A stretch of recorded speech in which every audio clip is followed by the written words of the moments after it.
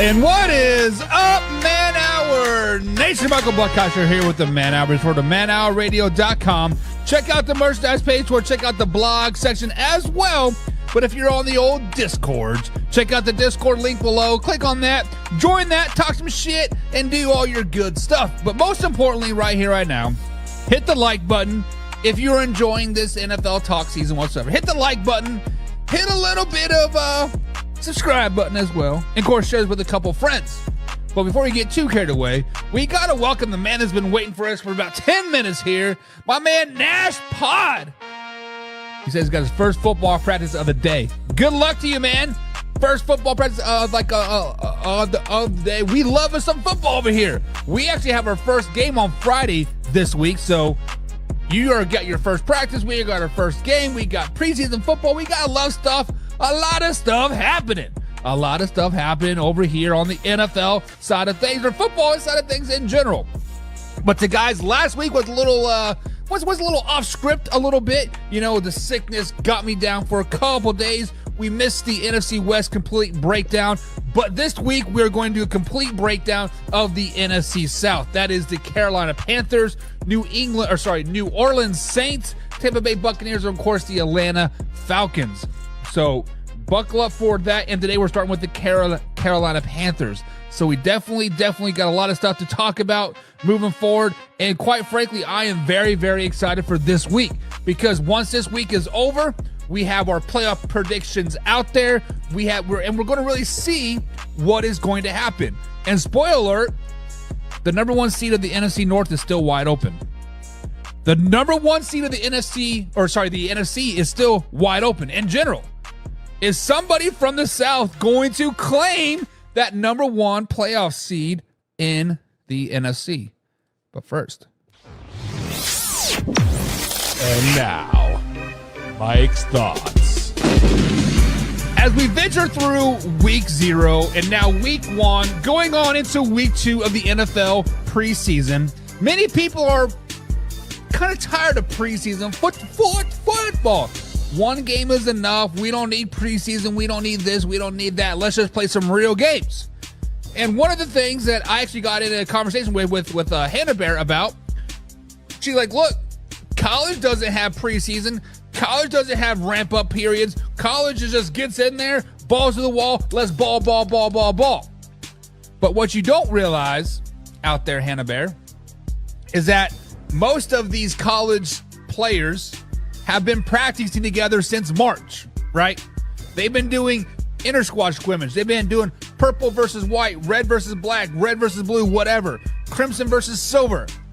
They've been battling each other since March. We've had spring ball, we've had summer ball. Now we finally get into actual fall camp, right? So these college football players have been playing at a very, very high level for a very, very long time. The difference between the NFL and college, NFL, I believe your roster's capped out at 90 players. You can only bring 90 players in for camp bodies and beat each other up. College, you can have 150, you can have 160, or you can just have 22. There is no roster cap on college football, so you're consistently beating up somebody new each and every day, getting more and more depth, getting more and more experience. So stop with this. I'm tired of the preseason. Is it regular season yet? Do we really need preseason? I agree with you guys on that. I want the regular season to be here. I want to see Bryce Young. I want to see Dak Prescott play. I want to see Patrick Mahomes play. I want to see teams do well. But the simple fact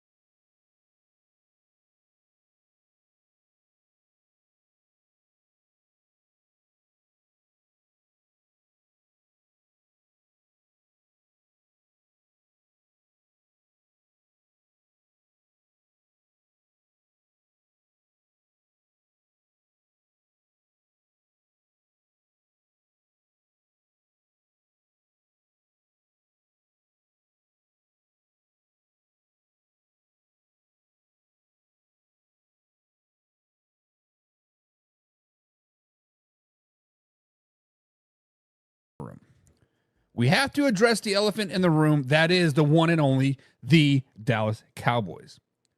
When we look at the Dallas Cowboys, we talked about them a lot on Friday. I think for a whole hour, we talked nothing but the Dallas Cowboys. Well, they had a preseason game the other day. They ended up losing to the LA Rams like 13-12, I believe it was. But the elephant in the room was Jerry Jones post-game. Post-game. Basically said, I got in trouble. CD, we do miss you. CD, we do need you. CD, come back to us, right? Jerry Jones was a backpedaling fool. It was like he was playing defense and, oh, shit, they're running me deep, and I better run as fast as I can.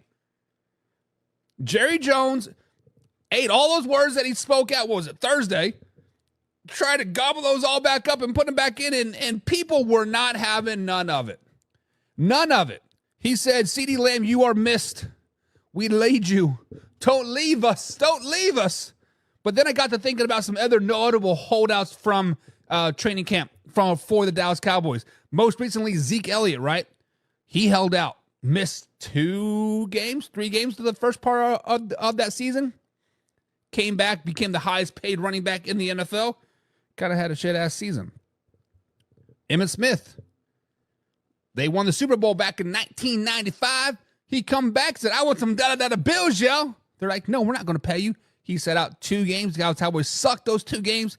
He came back, and they won a back-to-back Super Bowl championship to 1996. Become the highest paid running back in the NFL. So, guys, when we talk about CeeDee Lamb,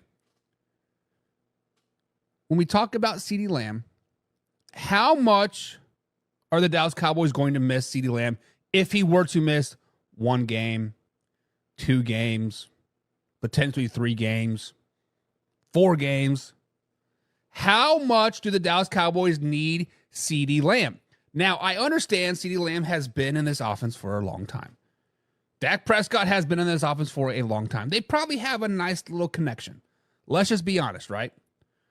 But when you look at the Dallas Cowboys, they got a lot of new pieces in there, right? Michael Gallup, no longer there. He's actually retired. He went to the Raiders and said, I don't want to play football here no more. See you later, right? Zeke is back now, right? They got a lot of new parts on the offensive line. There is a lot of moving parts a part of the Dallas Cowboys team. And when we look at the schedule, week number 1, they do help open up on the road at Cleveland. Arguably a top 10, top 5 defense in the NFL. They're back at home taking on the Saints, a much improved Saints team. Spoiler alert, plug your ears if you don't want to know this. The Saints are going to be a good football team. I have them as a top team in the NFC, battling for the Cowboys, battling for the Lions, battling for the 49ers. I think the Saints are it. Then they're at home again, taking on the Baltimore Ravens. Guys, if CD is not in this lineup, the Dallas Cowboys could very easily start the season off 0-3. They could very easily behind the 8 ball real freaking quick. And then they got a Thursday night game, primetime video, versus the New York Football Giants at MetLife Stadium. Then you're at Pittsburgh, and then you play the Detroit Lions going into a bye week into number 7. If CeeDee Lamb is not on the field, guys,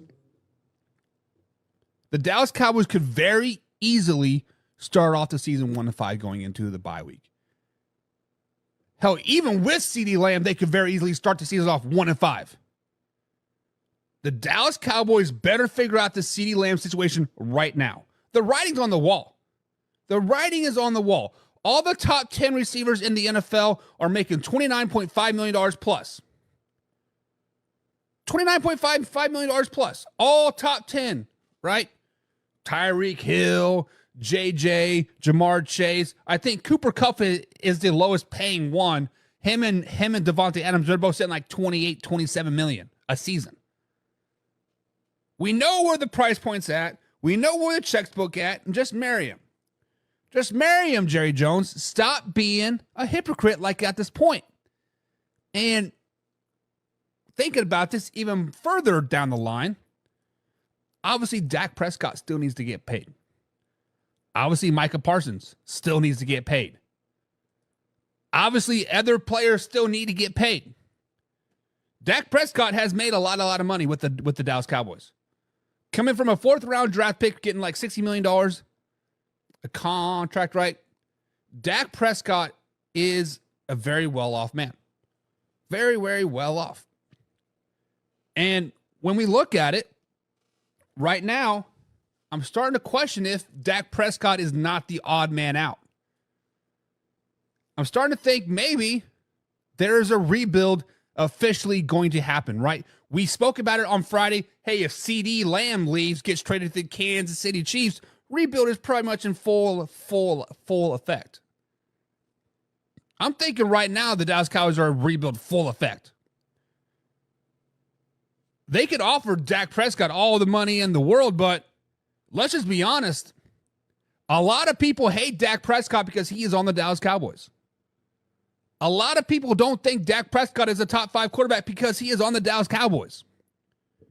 Once Dak Prescott walks and joins up with the Las Vegas Raiders, once he walks and joins up with the Seattle Seahawks or Arizona Cardinals or even the New York Football Giants, and he does what he does with the Dallas Cowboys on another team, he is going to be a top 5 quarterback, and you guys are going to be all loving him.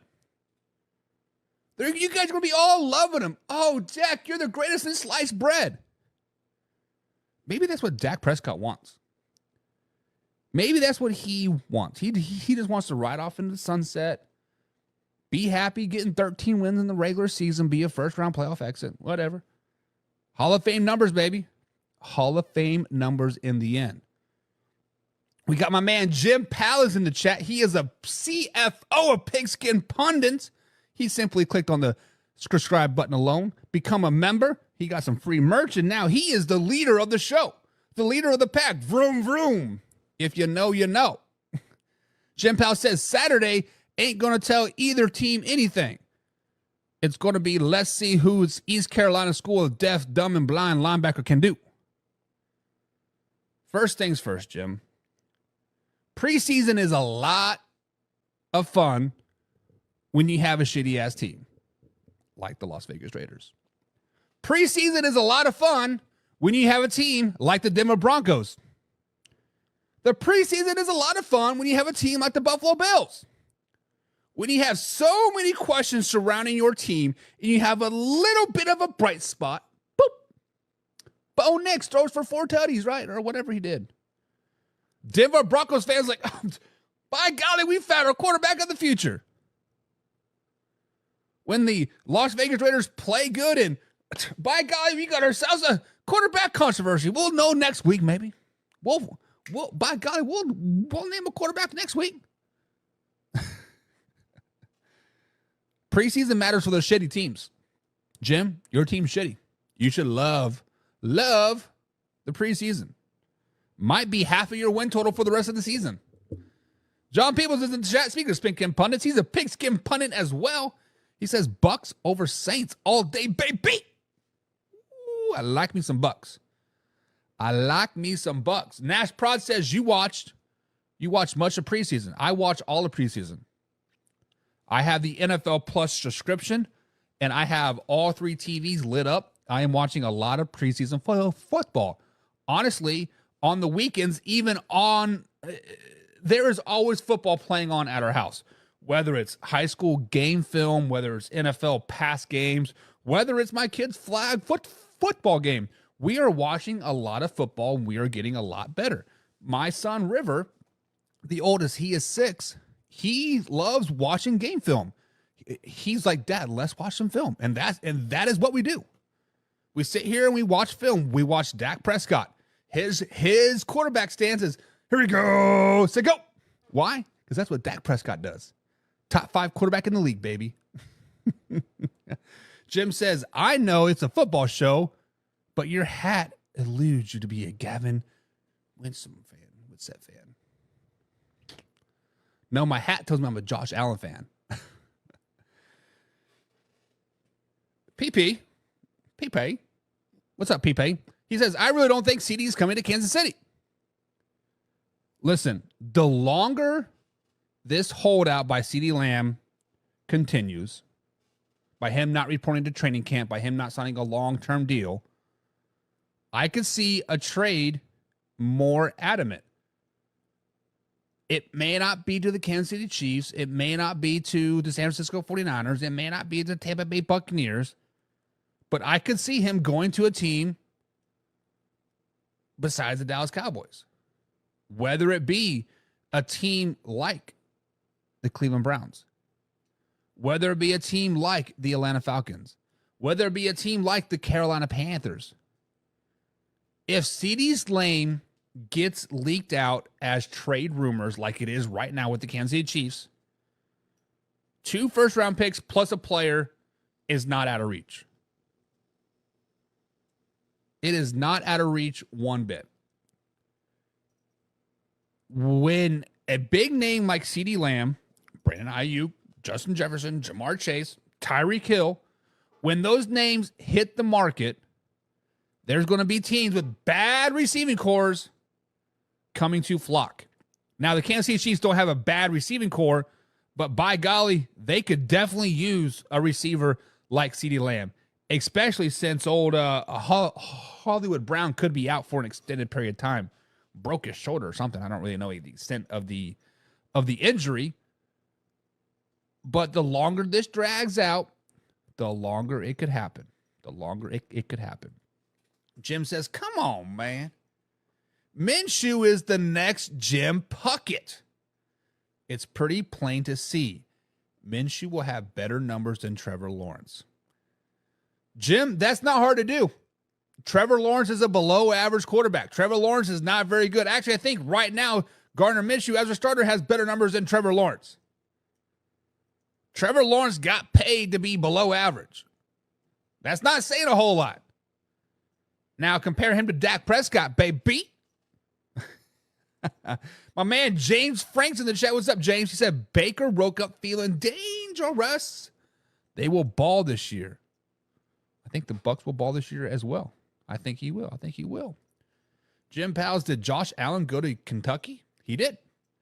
He did go to Kentucky. He was a part of that team that really kind of blew up, right? With Benny Snell. It was Josh Allen. They have like 10 or 12 professionals from that team in the NFL now. I mean, Josh Allen was definitely on the glow up, right? A part of that rebuild process. And James Sand says, CD would be scary in Cleveland. He would if you all had a decent quarterback. And James Frank says, they got Minshew with dreads and Madden. Good Lord. Good Lord. Madden is the only game that is cycle, rinse, and reuse. They have not updated that game in like 7 years. You could probably play the same Madden game from like 5 years ago. It would still be the same exact controls. Graphics would be pretty much the same as well. The only thing that's changed is a roster. Let's just be honest. Let's just be honest. Nash Prod says, I have a Josh Allen college card. There you go, baby. That's going to be worth some money. Especially since he doesn't go by Josh Allen anymore. It's Josh Hines Allen. Probably took his mama's name or something. I don't know who Hines is. Raiders won't need Prescott. Minshew will be just fine, says Jim. Don't need the next AB on the 10 on the Raiders either, CD.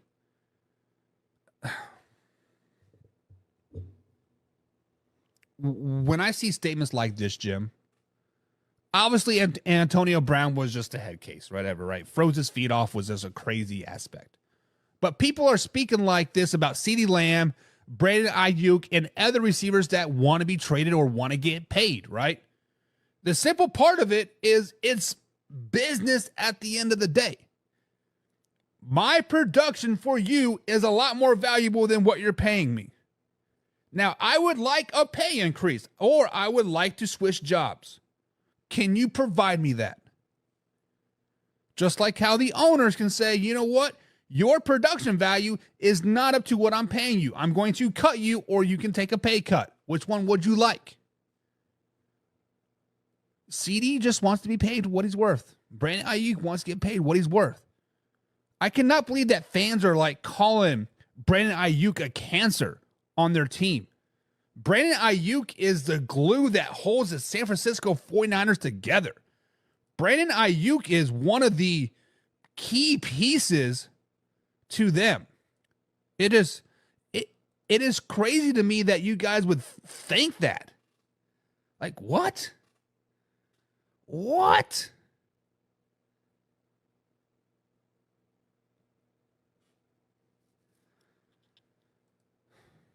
James says, I scored a Madden with Mike Vick on it, but was disappointed I couldn't play it.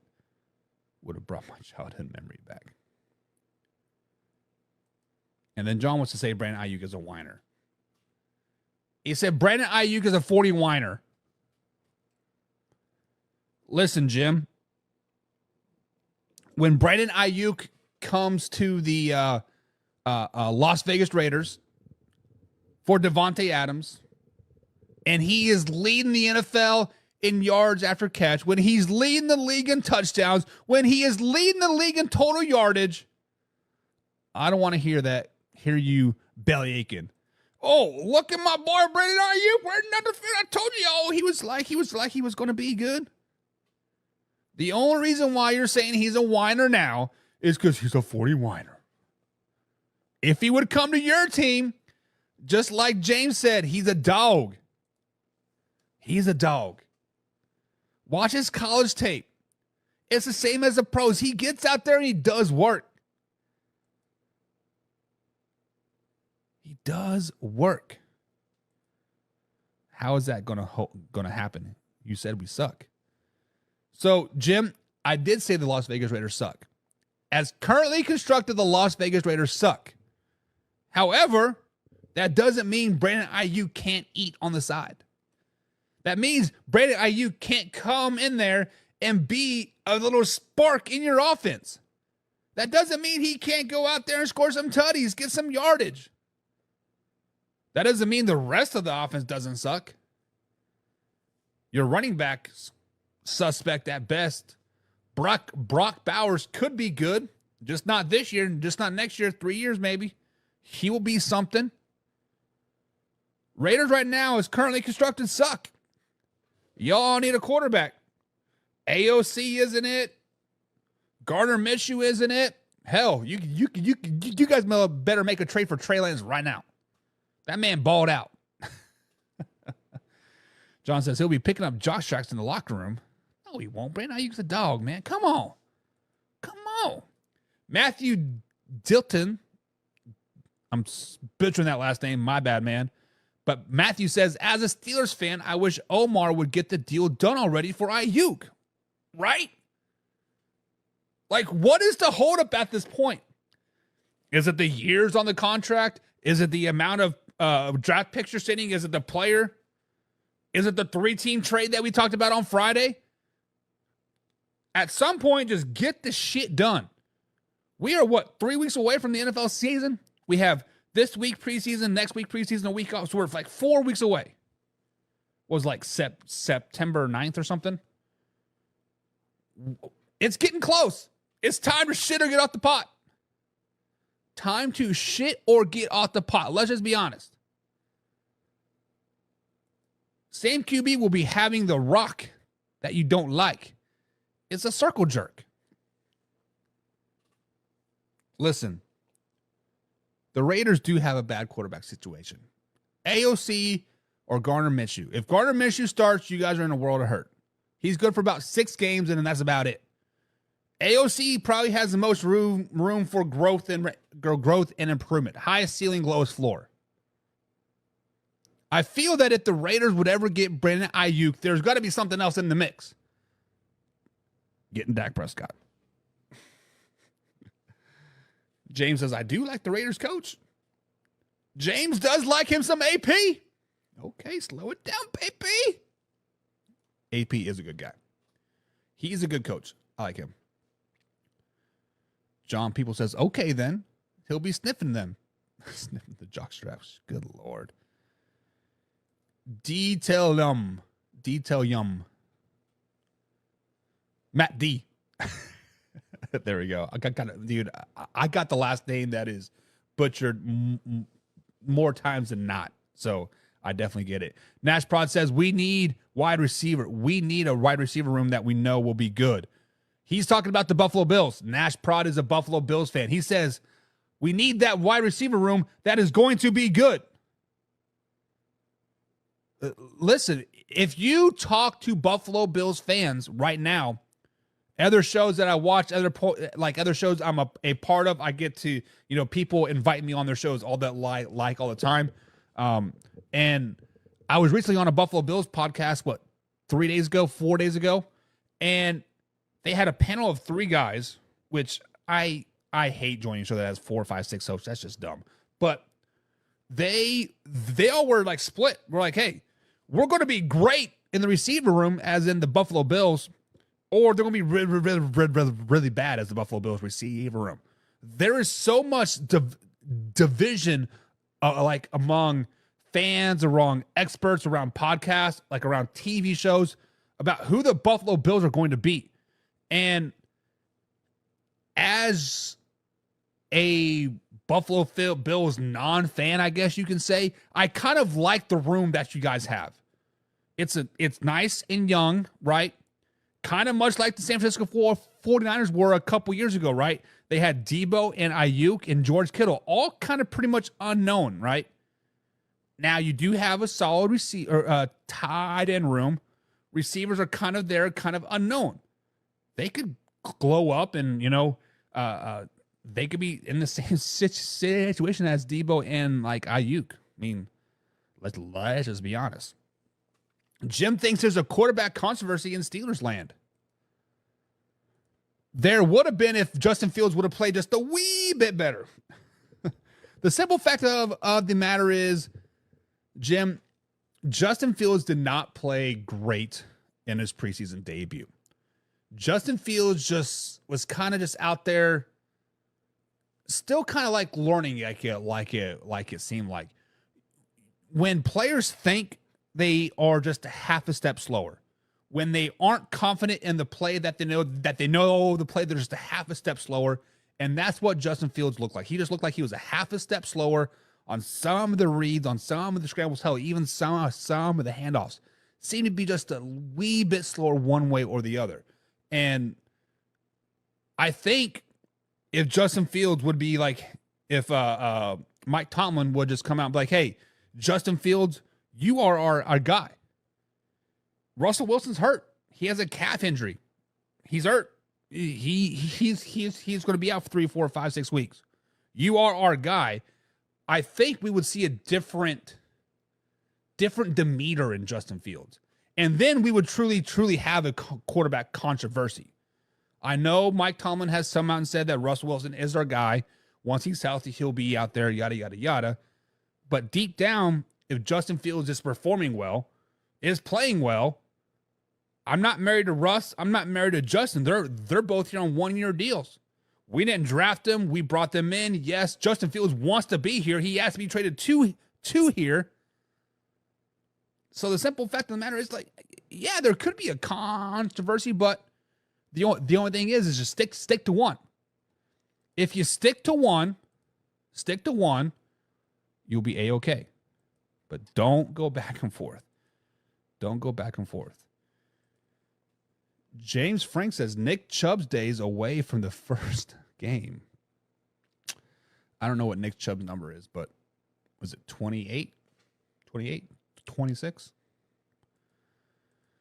Trubisky MVP says, is Caleb Williams already a top 5 quarterback? No. The simple answer is no. Caleb Williams did play well in preseason football. He did. I was very impressed with his preseason debut. I was very impressed the way he threw the ball. I was very impressed the way he's been handling the media. I've been very impressed the way he has kind of led his team. But to be a top 5 quarterback, prove it to me for a full year. Prove it to me for a full year, play at a top 5 level, and then let's talk about it. That's why right now I don't have Jordan Love as a top 5 quarterback. Hell, he barely breaks the top 10. The only reason why he's breaking the top 10 is because of the playoff wins, to be honest. But Caleb Williams is not a top 5 quarterback. I mean, he could be. Excuse me. If it was August 12th, 2025, and you ask that question, could be. But as of right now, August 12th, December 2024, happy birthday, Grandma. No, he is not. He is not. Casey says, Raiders just tank the whole season.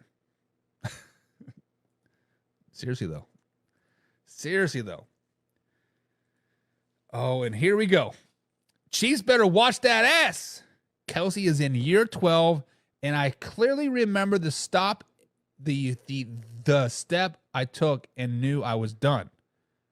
I know you do too, Kelsey. Kelsey will take that first step this season.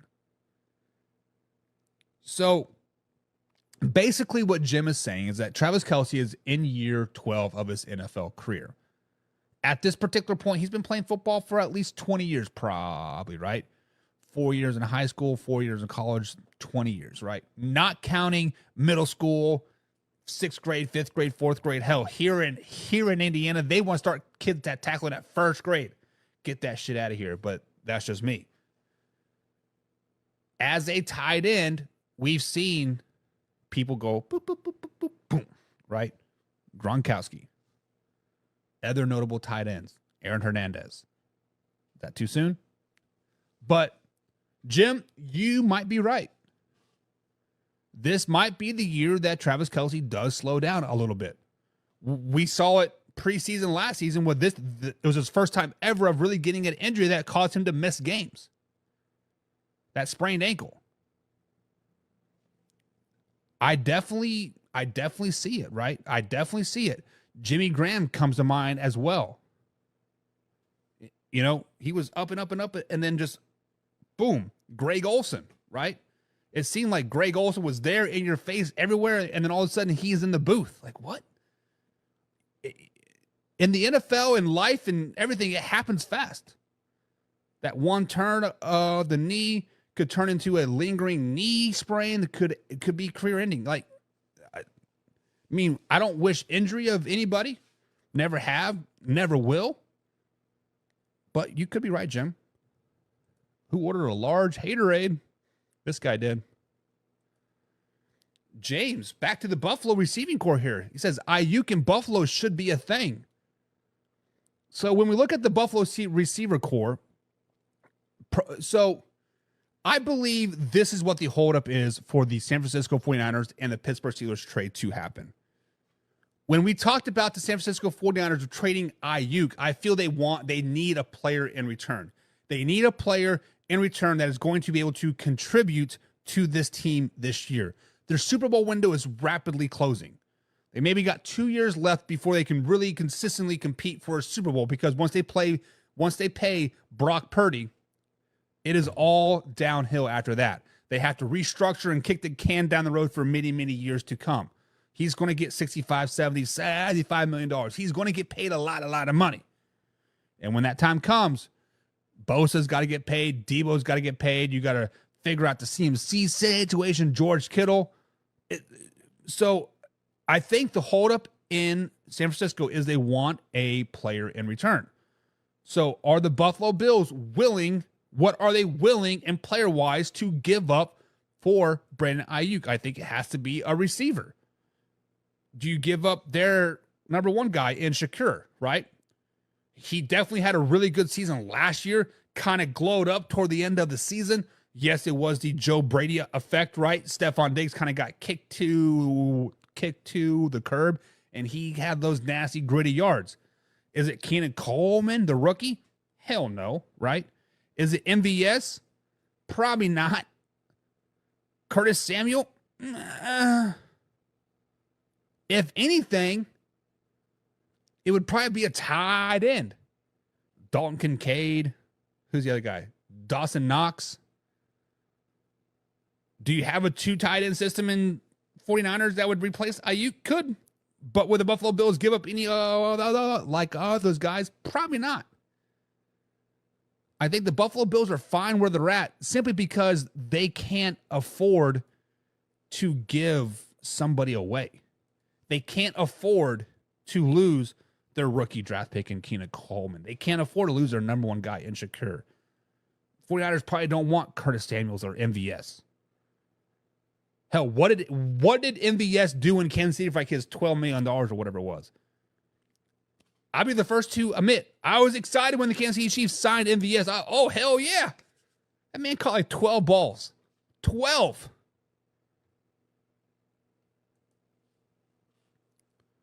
Jim Powell says, Fields didn't play great in all his time in Chicago either. And Russ is horrendous. We can talk more about Justin Fields. Mr. Boston, I don't understand. Is that Russian? I think it's Russian. Sorry, man. James says, I think the Steelers want IU because he's Tomlin's twin. Get out of here. Get out of here. Mr. Boston says, low IQ. I write the script for all sports. Okay, Mr. Boston, slow it down, baby. We all know the NFL is not scripted. Jim Powell says, that's exactly what happened to Terry Bradshaw. He was yanked around and then chucked, just settled on Bradshaw. Alrighty. Other notable tight ends that kind of went down. Antonio Gates. Jimmy Graham. Yep. James says Kelsey got another 3 years. He's different. He is different. He seems to take care of his body. Yes, he parties and has a good time, travels the world, sees a lot of things. But, yeah, I mean, injuries is a thing, and he hasn't had them, right? You guys are terrible scripts. WBN says that Von Miller contract hurt the Buffalo Bills as well. Ayuk would probably be a 1-year rental anyways. And I wonder if that's a lot of the holdup as well, because the Patriots were willing to give Brandon Ayuk was like $36 million a season. He's like, nah, I don't want to go there. I think Brandon Ayuk wants to stay somewhere long-term. He wants to be at the team long-term, whether it be 5 years, 6 years, 7 years. He wants that long-term deal. And I think that's the biggest holdup for a lot of these contracts. And John's got to go back to work. Later, John. Be safe out there, man. Get out on the Harley. It's a beautiful day. Beautiful day. But, guys, let's talk a little bit about the Carolina Panthers. Let's talk about the Carolina Panthers. The NFC South is a division that I think many people are sleeping on. I think the Carolina Panthers are a team that many people could be potentially sleeping on. Do I think they're going to be great? Nah. Do I think they're going to be bad? Meh. I think they're going to be a middle-of-the-road team, and I think the Carolina Panthers have an opportunity to be competitive in a lot of games. When I say an opportunity, that is mainly because of their defense. Their defense. The Carolina Panthers last season and this year's preseason versus the New England Patriots, where they played absolutely horrible. I believe Nash Prod said they had like 17 false starts. Ridiculous. But the good shining part about the Carolinas this season is their defense. Last season, when they were riddled by injuries, right? JC went down. A lot of notable defensive linemen. Shaq went down. Their defensive depth kind of held their own a little bit. They held their own, and they kept them somewhat close in a lot of games. Yes, the Carolina Panthers offense was horrendous last season. Yes, they did finish the season 2-15. Yes, they did do a lot of bad things, but the defense seemed to keep them in a lot of games. They were really only blown out of a couple games last season, right? When you look at the scorebooks, really only one game they were really blown out, and that's the Detroit Lions game and the Miami Dolphins game, both on the road. Come by week 6, 7 last season, they come up and they beat Houston. They lose to the Colts by 8. They lose to the Bears by 3. They got beat down by the Cowboys because it's the Cowboys, right? They lose by 7, 3, 7. They were in a lot of games. Their defense is the good part of the Carolina Panthers. Their defense is going to let them compete in a lot of games this season. Their defense is going to be why they have some big upsets this season. But on the other side of the good, there's always the bad. There is always the bad of the Carolina Panthers. And their bad is their offensive line. Their offensive line is not good. Not good at all. When you look flashback to 2022 into 2023, they had all 5 linemen returning to their roster. Right? Second-year head coach, Bryce Young's rookie year got a back second-year starting 5 offensive line. They were shit. They were terrible. This was a team that couldn't stop a bloody nose. This was a team that allowed the most sacks in the NFL. This was a team that did not have the same starting 5 more than 20% of the snaps last season. They were injured and they're not very deep. And this year is much of the same. So far, they're injured and not very deep. They dressed 7 linemen for a preseason 1 game. 7. You start 5. They don't have very much depth on the offensive line, and that is bad news for the Carolina Panthers. And then you look at the ugly. The good, the bad, the ugly. The ugly is their quarterback room. Their quarterback room is bad. Yes, I know Bryce Young did not play this preseason game. Yes, I know Andy Dalton is an old veteran. I get it. But Jack Plummer, I believe he's a Louisville Cardinal. He looked bad. He looked lost. Held the ball on forever. Jake Luton, come in and kind of in relief, kind of did somewhat good. I mean, yeah, he was 7.49 for 38 yards, 4.2 average. But you're not going to live and die off Luke Luton, are you? Throwing for 38 yards on nine attempts. The quarterback room is going to cause them a lot of issues this season. If Bryce Young, God forbid, happens to miss a game or 2, Andy Dalton isn't going to save the team. Jack Plummer isn't going to save the team. Jake Luton isn't going to save the team. The Carolina Panthers quarterback room might be worse than the Las Vegas Raiders. Let's just be honest. But a bright point, like my man Ant just said, they have an underrated wide receiver core. Leggett, Dante Johnson from Pittsburgh, and Adam Thielen had a pretty good season last year. So Dante Johnson, they did get in a trade from the Pittsburgh Steelers. I'm kind of curious to see what he will do, see how he will intertwine with this old wide receiver core. Adam Thielen did have a record-setting year last year for him, a career high in his 10th season. However, the reason why he had a record career or a career year, because he was the only receiver, right? They do have Xavier Leggett. Am I saying that right? Leggett. He is that rookie prodigy that's a very southern accent, right? He has gone viral on many clips. But Jonathan Mingo might be the true undercard there for the Carolina Panthers. He's going into his 4th year, 3rd year, and he could potentially blow up this season. So if you have a late draft pick in the fantasy, might want to look at him, right?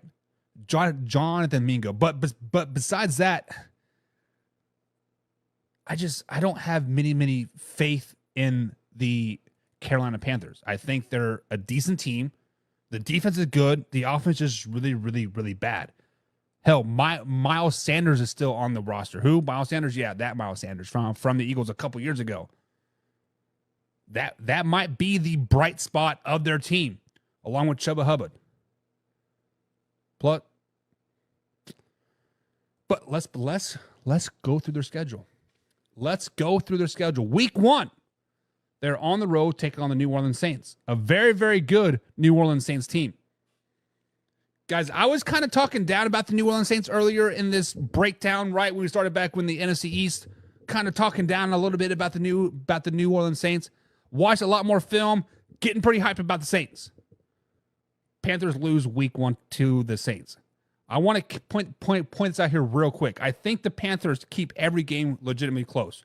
1 to 10 point, or one score to a 10-point score on each one of these games. I don't think they truly get blown out any game this season, but they do lose a lot of games. Week number 2, they lose to the Chargers.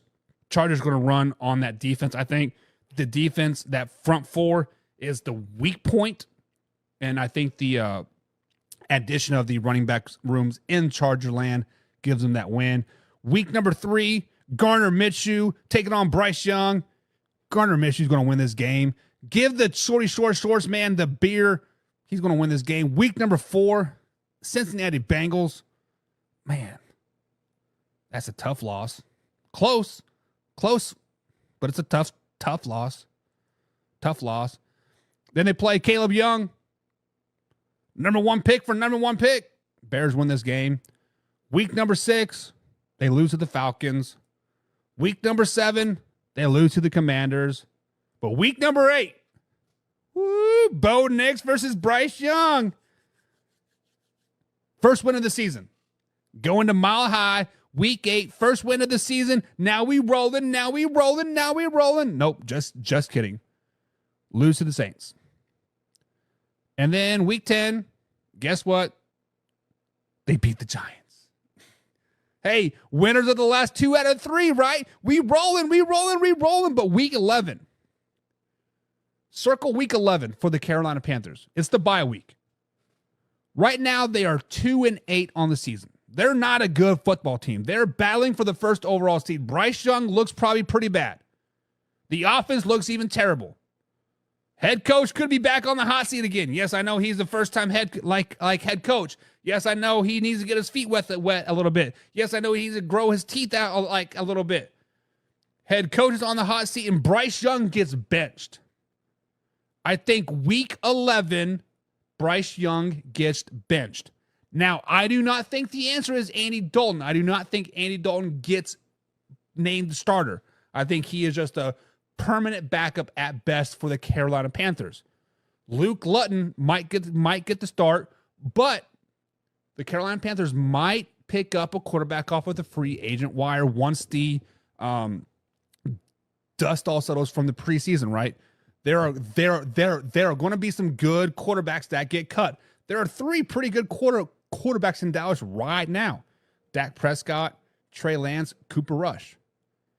When Cooper Rush gets an opportunity to play football games, he wins. He is a winner.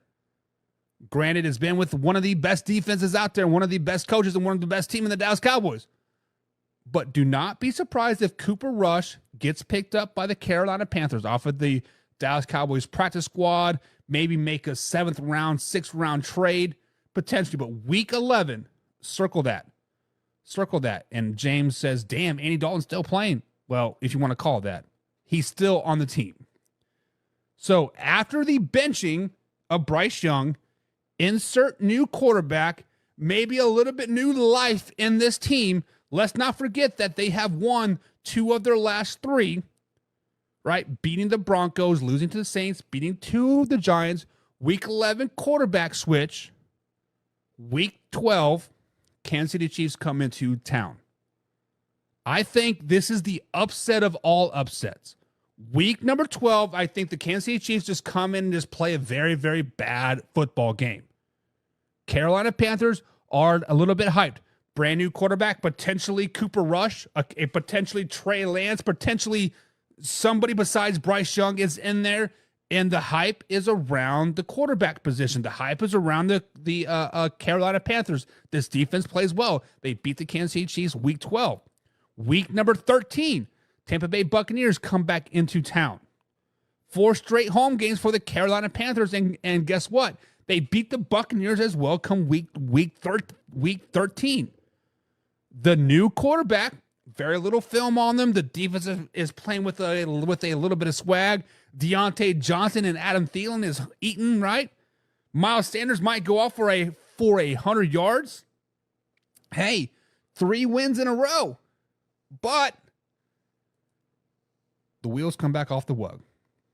They lose to the Eagles. They lose to the Cowboys. They lose to the Cardinals. They lose to the Buccaneers. And finally, week 18, they get another win over the not-so-good Atlanta Falcons, giving me did not download it. It is a 5-12 record this season.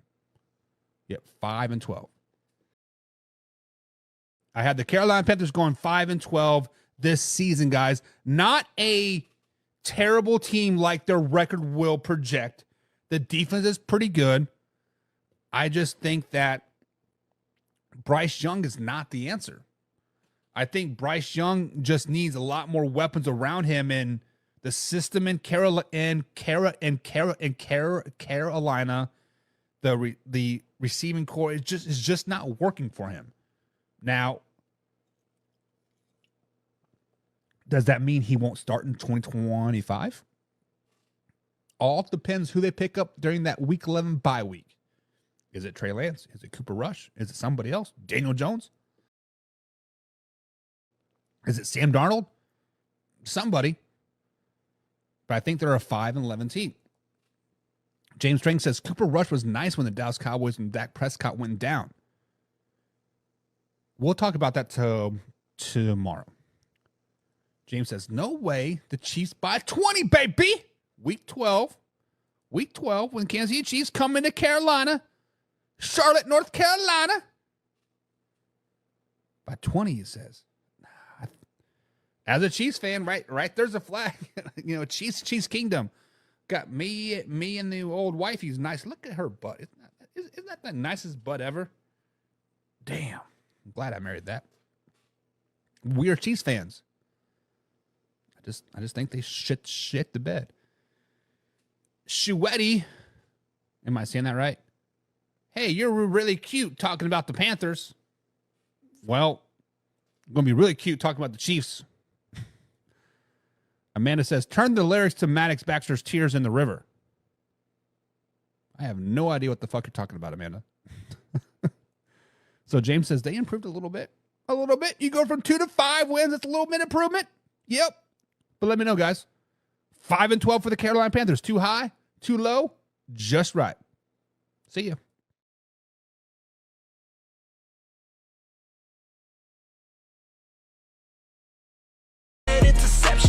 What is up, Man Hour Nation? Michael Buckcasher here with the Man Hour. Be sure to manhourradio.com. Check out the merchandise page or check out the blog section as well. But if you are a Discord user, click on the Discord link below.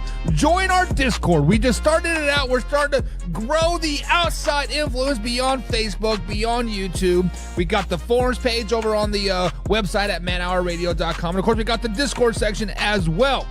But most importantly, guys, if you want to become a member, click on the Pigskin Pundit link below. Become a Pigskin Pundit like my man John is.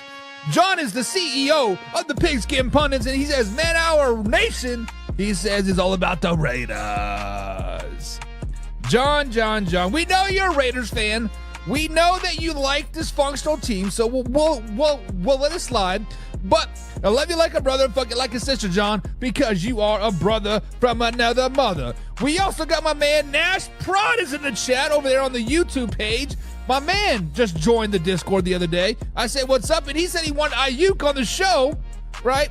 He said, hey, what about Ayuk to the Buffalo Bills? We jumped over there on the old Discord, and I said, hey, what do you think about Ayuk? He's like, I don't want him. I don't want him. Get him out of here. Get him out of here, he says. But guys, thank you for joining us here today. We have a grand old time over here on the old Facebook page, facebook.com/Man Hour. And of course, youtube.com/Man Hour. And he says, what's up, Man Hour? Says, PP. Am I saying that right, PP? P-E-P-E? Pepe? Welcome, man. Welcome to the show, guys. We got a great show for you lined up today. We're going to continue our trek through the NFC South. We covered the Carolina Panthers yesterday, and today we got the Atlanta Falcons. We're going to cover the Atlanta Falcons, but also on Tuesday, every Tuesday here, we do a little thing called Fact or Crap. So if you ever guys want to talk about something and you want to determine if it's a fact or it's a crap, slide into the DM, slide over there on the Discord, drop your question, and bada bing, bada boom, we will ask the question. We will ask the question and I'll determine if it's fact or crap. We're going to talk about Tyreek Hill today. We're going to talk more about Brandon Ayuk and then Rashawn Reddick as well. But first. And now.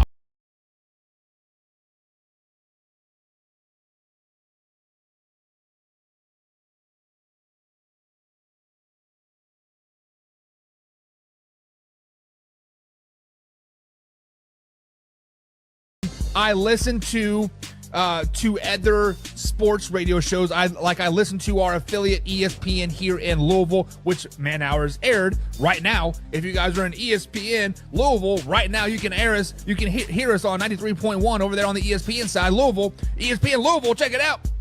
But on the way home, they were saying that the Dallas Cowboys have now surpassed $10 billion. Billion with a B. With the B. I don't know if I'm doing B right.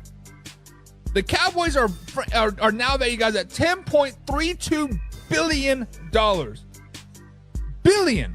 They are the only franchise to exceed $10 billion. So then I got to thinking, hey, it should be close, right? A couple million here, a couple million there, right? No. The next closest team that is valued the value that the Dallas Cowboys are the LA Rams, and they're $7.7 billion. That's $3 billion less. Then you got the Giants, $7.6 billion. Then you got the New England Patriots, $7.3 billion, and the San Francisco 49ers, $6.6 billion. And then more down the line, you got the New York Jets, $6.6 billion, Miami Dolphins, $6.7 billion, and then the Washington Commanders, $6.3 billion. Do you guys understand how much money is $1 billion? The Dallas Cowboys are more valuable than the LA Rams by $4 billion. Damn near 40% more valuable. This is why I've said it once, I'll say it again, and I'll say it again and again and again. I'll scream it from the rooftops. This is why the Dallas Cowboys are America's team. Yeah, they have not won a Super Bowl since 1996. I get it. They've won it more recently than the San Francisco 49ers, but they are valued at $10.32 billion. Wrap your head around that. I could put Dallas Cowboys in the title, and I would have 57 people on Facebook right here, right now, saying, oh, the Cowboys suck, or the Cowboys this, the Cowboys this. And we could not even talk about the Cowboys, and they'll talk about the Cowboys for 25 minutes before the show even starts. The Dallas Cowboys are that team. The Dallas Cowboys, put somebody speak on their name, because the more you talk about it, the more and more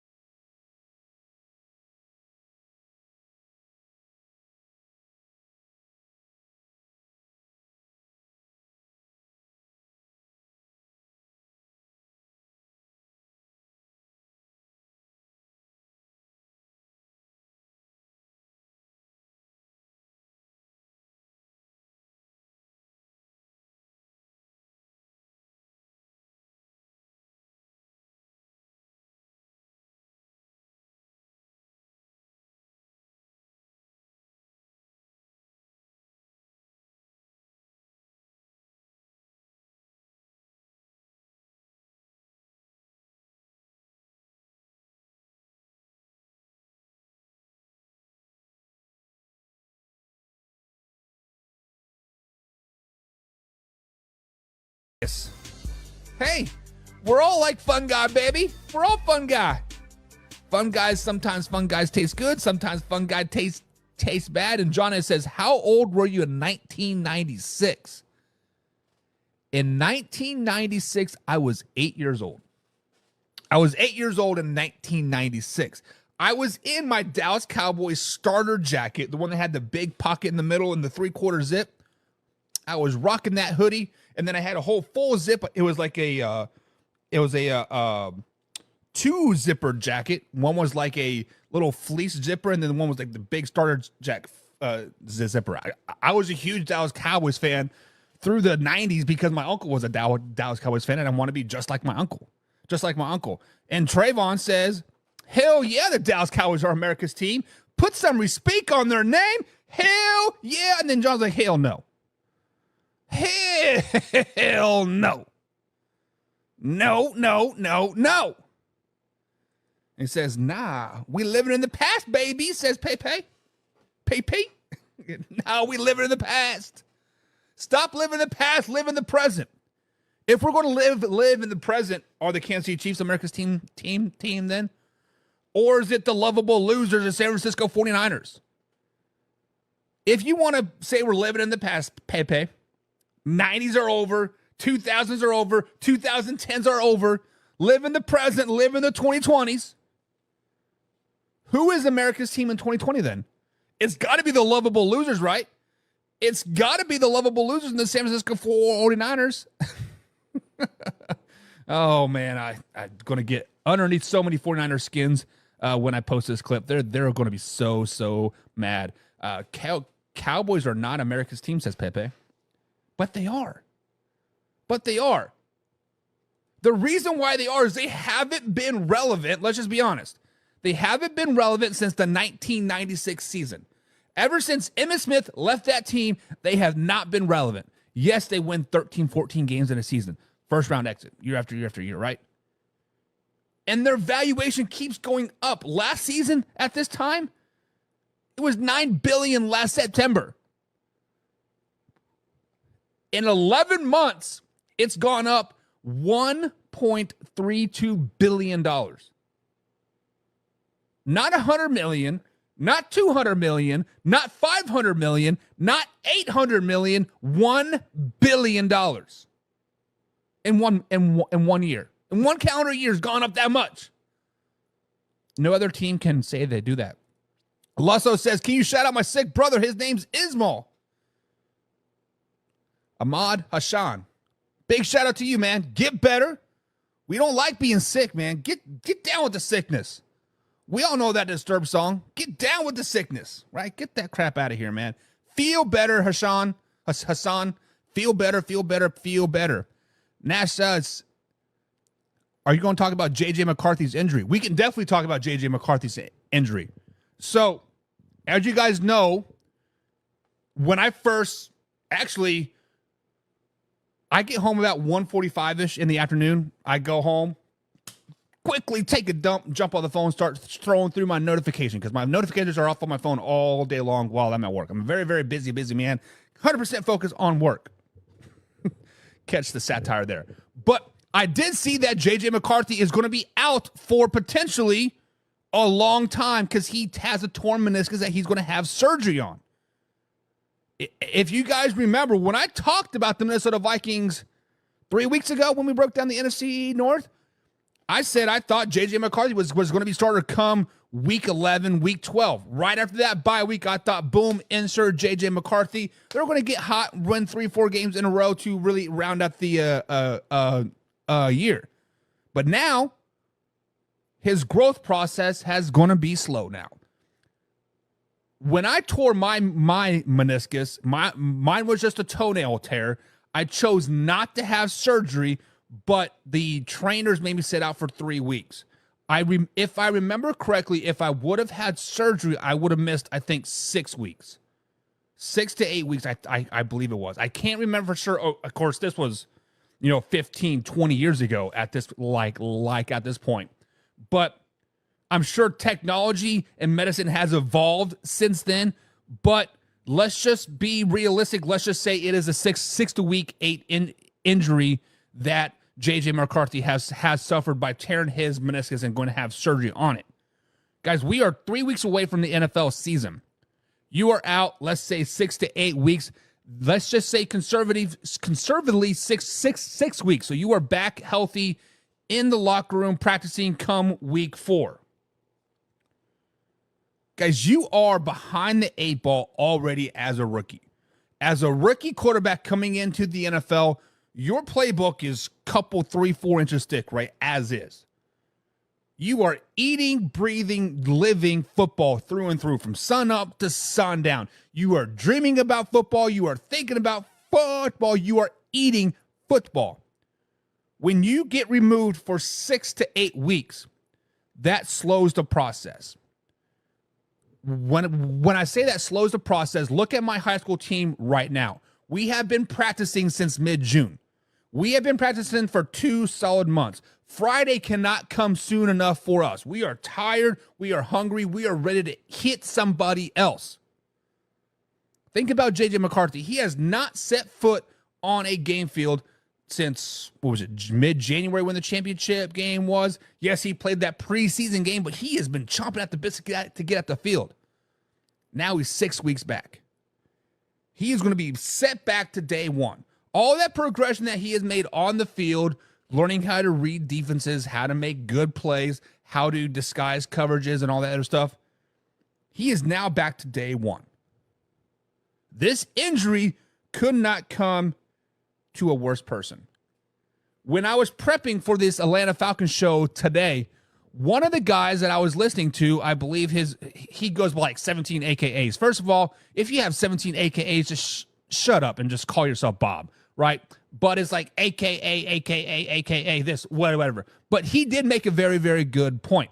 This was for the Atlanta Falcons, but this probably goes for NFL in general. I did a quick query, but if you are injured your first year of your NFL career, you miss a significant time, 4 games, 5 games, 6 games, 8 games, your NFL career does not go past year 3. That is for 80% of the people out there. Whether you're a first-round pick, second-round pick, seventh-round pick, right? If you are injured your rookie year and you miss a significant playing time, 3 to 8 weeks, let's say that's called significant playing time, your career normally does not go past year 3. So keep that in the back of your head, Vikings fans. Keep that in the back of your head. If J.J. McCarthy is out for 6 to 8 weeks, which I anticipate he will be, look out. Sam Darnold might be the future. Might be the future there. But that is the J.J. McCarthy. I have not read anything about the injury. I just know it was a meniscus. He's having surgery. Have not seen the timetable at all. 6 to 8 weeks is from my own experience. But if you guys have any other information like about that, feel free to drop it in the chat and we can talk about that. Packers are America's team. No, they're not. Archaeologists digging stuff from the 1990s. John's in the chat says, what's up, John? What's up? Whoa, what are we talking about today, John? We are talking about the Atlanta Falcons. Score second part of the show. Today is Tuesday. We are in mid-season form here, and it is Tuesday, and it's Fact or Crap. Fact or Crap Tuesday here. So we got a little bit of fact, a little bit of crap coming up here very, very soon. But let me get some through some of these comments talking about America's teams. Chiefs should be America's team if America is about greatness. But too many haters refuse to admire greatness, says Pepe.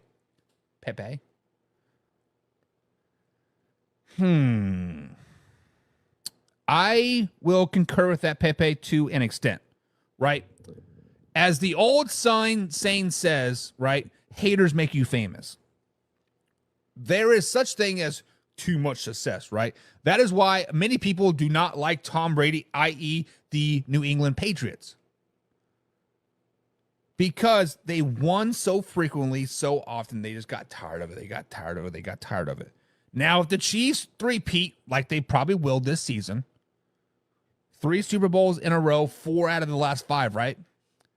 People are going to hate them, right? They are going to hate them because basically they're not them, right? mean, honestly, as a Chiefs fan growing up, I mean, I was a passive Cowboys fan till about 10, 11 years old. And then I was like, go Chiefs because they're my hometown team, right? We disliked winning teams, right? We hated the Raiders. We hated the Raiders because they were winning. We weren't. They were going to the Super Bowl. We weren't. We did not like the Raiders. Moving down the line, we did not like the Patriots because they kept winning and winning and winning and winning. So, Pepe, you are 100% correct. Chiefs probably should be America's team if we did it in the last, 15 years, right? They're definitely on the up and up. They are great. They are the best team in the NFL year after year after year for the last 6-7 years or so. But yeah, we as a society as a whole, we do not praise people in general, right? When my brother from across the street is having success, right? It is easier for me to hate on him than to praise him and to lift him up, right? People want to talk more bad about you than to praise you and lift you up. That is why the circle that I have surrounded myself with Hoffy, with Brandon Combs, with Wayne G, right? John and Jim and all you guys that got guys out there, my circle is actually pretty freaking tight.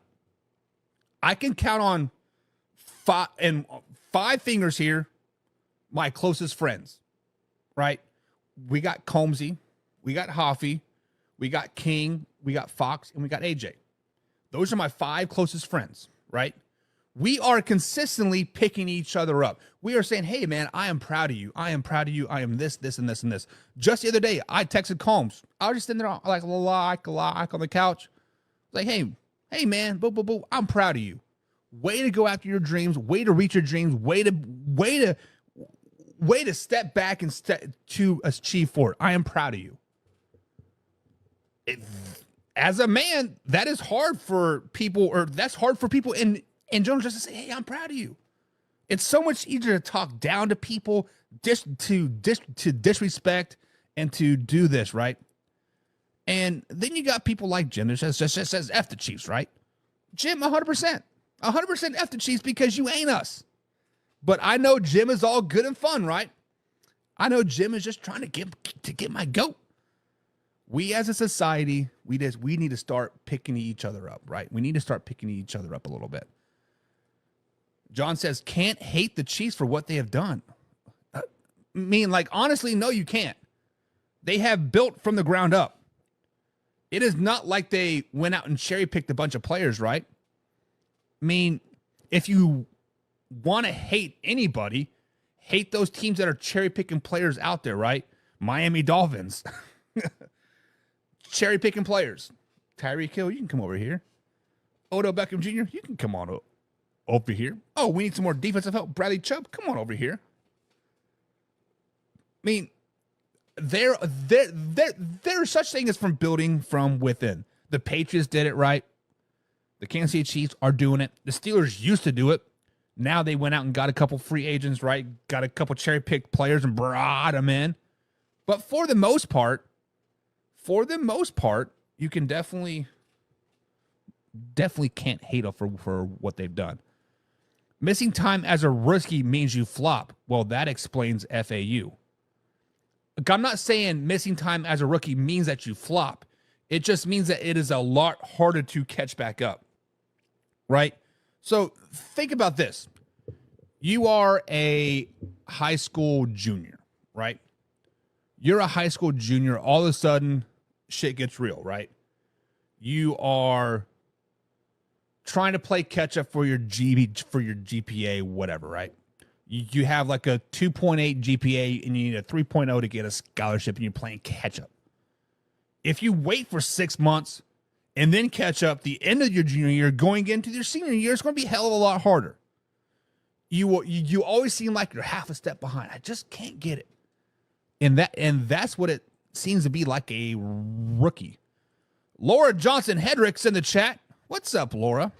She says, shh, let's not speak about that. Skull Nation. Skull. Yeah, honestly, losing JJ kind of sucks. I had hope for JJ. I mean, obviously he can still come in week 12 and do well, right? I mean, he has been at rookie camp. He has done a lot of this. He's done a lot out of that, but it just sucks, right? Justin Space One says Browns will probably cut second round Michael Hall Jr. That's just crazy what he did last night. I did not watch the Browns at all last night. What did he do, Justin Space? Browns will probably cut a second round Michael Hall Jr. was what he did last night. What did he do? I don't know what he did. I don't have a lot of Browns news on my phone right now, so I'm curious of what he did. John thinks that the Vikings might sign Ryan Tannehill. I forgot Ryan Tannehill is still a free agent. Ryan Tannehill is still out there. To be honest, why hasn't Ryan Tannehill gone out and got on a team yet? Raiders. I don't know. I personally thought Ryan Tannehill, ever since he left Miami and went to the Tennessee Titans, he improved each and every year. He may have been 20th ranked quarterback, and then 18th, and then 17th, and then 15th, right? He was always making those leaps and bounds. But for the last couple of years of Tennessee Titans, he just never got the fair shake, and I don't know why. I've always kind of liked Ryan Tannehill. He kind of always had a soft spot in my heart, but I don't know why. Jim says, as a Raiders fan, I do not think. I don't hate them often. Not wrong. Nana's in the chat. What's up, Nana? Nana is a member over here at youtube.com. If you guys want to be like Nana, get some game footage. If you if you guys ever want to watch the Raiders game and you're not in the Las Vegas area and you only know you get to watch Vegas Raiders game in Vegas, hey, Buck, I want to watch the Raiders game. I'll air it for you. Bada bing, bada boom. We there. She says, you're the best, Buck. No, Nana, you're the best. My boys miss you. Laura says Darnold, spelling, I think it's O, right? Darnold. Didn't look bad. Let's not start with Hall, though. Yes. As a Vikings fan, Sam Darnold is your starting quarterback. Sam Darnold was brought in to be the starter to mature J.J. McCarthy or whoever quarterback they were going to pick, right? They were going to mold him, and Sam Darnold was the molding piece. That's ultimately what it come down to, like in the end. Teams don't want that type of quarterback that Ryan is. They don't want so Casey's saying that teams do not want a quarterback like Ryan Tannehill. They don't want a white pocket passing quarterback. That's what it comes down to, right? They don't want a pocket present quarterback, and that's what Ryan Tannehill is. He needs 5 seconds, like in the pocket, to dissect, boom, dink and dunk, right? I mean, the Jets might, if Aaron Rodgers goes down. Who else is kind of a pocket present quarterback? I would say Brock Purdy is. Geno Smith is definitely a pocket present quarterback. I mean, there are some teams out there, but the Minnesota Vikings are probably not one of them. Let's just be honest. Nash Prod says Michael Hall Jr. was a domestic violence charges. That is what he did. Good Lord. Good Lord. Can we get back to football already, huh? Domestic violence, DUIs, racing exotic cars. Come on, guys. Do better. Just do better. That's all we ask is do better.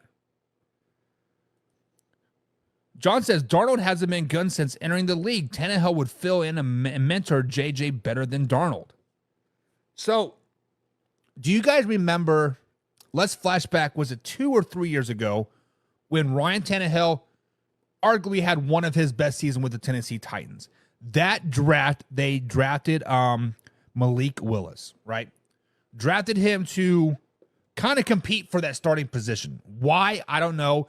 People thought that Malik Willis was going to be the next coming of Michael Vick or Donovan McNabb, right? He was going to be the guy in Tennessee. Ryan Tannehill flat out said, I'm not here to mentor you. I'm not here to help you take my job.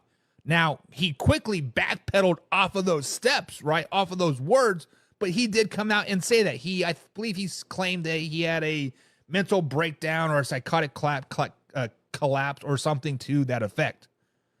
So is that the type of person you want mentoring JJ, that wants to be a starting quarterback in the NFL still, that wants to compete for a starting job, that wants to do this, this, and this? Now, obviously, I want to say that was 3 years ago. I can't remember for sure. Time starts to crumb together when you get old. But obviously, he has matured probably since then. He has grown up a little bit. He has gotten a little bit better in his time and in his words. So Sam Darnold has kind of been around the block, right? Drafted by the Jets, went to the Panthers, went to the 49ers. He has seen success with the 49ers. He knows what it's like to be successful. Go to the Super Bowl. Ryan Tannehill doesn't. I don't think he even has a playoff win. I don't know. I don't know. It is what it is. Jim Powell says the Pittsburgh controversy scares me a little bit. Russ is going to want out. So the quarterback controversy in Pittsburgh is a big what if right now. Right? Russell Wilson will not play the second preseason game. I heard Mike Tomlin say that he will not even suit up, if I'm not mistaken. Justin Fields is getting a lot of the reps. I've said it earlier this season. I'm still standing by it. I still think if Justin Fields is the starting quarterback for the Pittsburgh Steelers come week 1, the Pittsburgh Steelers are an AFC champion caliber team. With Russ, they are still an AFC North potential championship playoff team 100%. But if the Pittsburgh Steelers do have any type of quarterback controversy, who's our starter come week 1? Who's our starter come week 2? 1 week Russ starts, 1 week Field starts. Go switch series, switch halves, whatever. Then the Pittsburgh Steelers are doomed for disaster. I don't think Russ will want out at all. I think Russell Wilson is happy where he's at. I mean, he's making like $60 million to play backup quarterback if that were to happen. Are you mad about that? Hell no, right? I think Russell Wilson is at that age in his career where he just wants to win. He wants to compete, right? The Pittsburgh Steelers are going to be a very, very good team. Winning cures all in Pittsburgh. So whether there be a quarterback controversy or not, winning will silence most of the players for most of the year. Now, if you lose 2 games in a row, if you lose 3 games in a row, slow it down, baby. Then I'm going to reevaluate things. Laura says, I don't care who's going to mentor who. I just want to watch some football, damn it. Exactly, Laura. Exactly. Can we bring back regular season already? Week 2 of the preseason starts tomorrow, right? I think it starts tomorrow. Maybe Thursday. Either way. 2 weeks, 3 weeks, I guess. The week after Labor Day, we ready, baby. We ready. I don't think Russ will be picked up after the Steelers, says Casey. Listen, the next 2 to 3 weeks is going to be crazy in the NFL landscape, right? There are going to be quarterbacks that go down unbearably, right? Just JJ McCarthy, right? Who is the coach's name? Forget his name. But when JJ did get hurt, he's like, oh, it's just a minor knee thing, right? 12 hours later, he's having surgery. We don't know if Kirk Cousins is healthy. We haven't seen him play yet. We're going to talk about Kirk Cousins and Michael Penix Jr. coming up very shortly here. We don't know how Aaron Rodgers is. He hasn't stepped foot on the field. Kyler Murray, is he worth anything anymore? Guys, if the Steelers cut ways with Russell Wilson, there's going to be a team out there going to pick him up. Whether it be the Jets, whether it be the Atlanta Falcons or the Cardinals, there's going to be a team that picks him up because unbearably there's going to be a backup quarterback or a starting quarterback that goes down, right? Kevin O'Connell. Thanks, Laura. KOC, hit it off. Kevin O'Connell is the Vikings head coach. Mark will be Mark, and the Raiders ass off about Bus. Russell Wilson to the Raiders, huh? Russell Wilson to the Raiders. Okay. All right, guys, so it is Tuesday edition here of Man Hour NFL Talk. Every Monday through Friday, we are live 2:30 to 3:30-ish, 4 o'clock. Every Monday through Friday. This is the only truly live interactive show you'll get out there.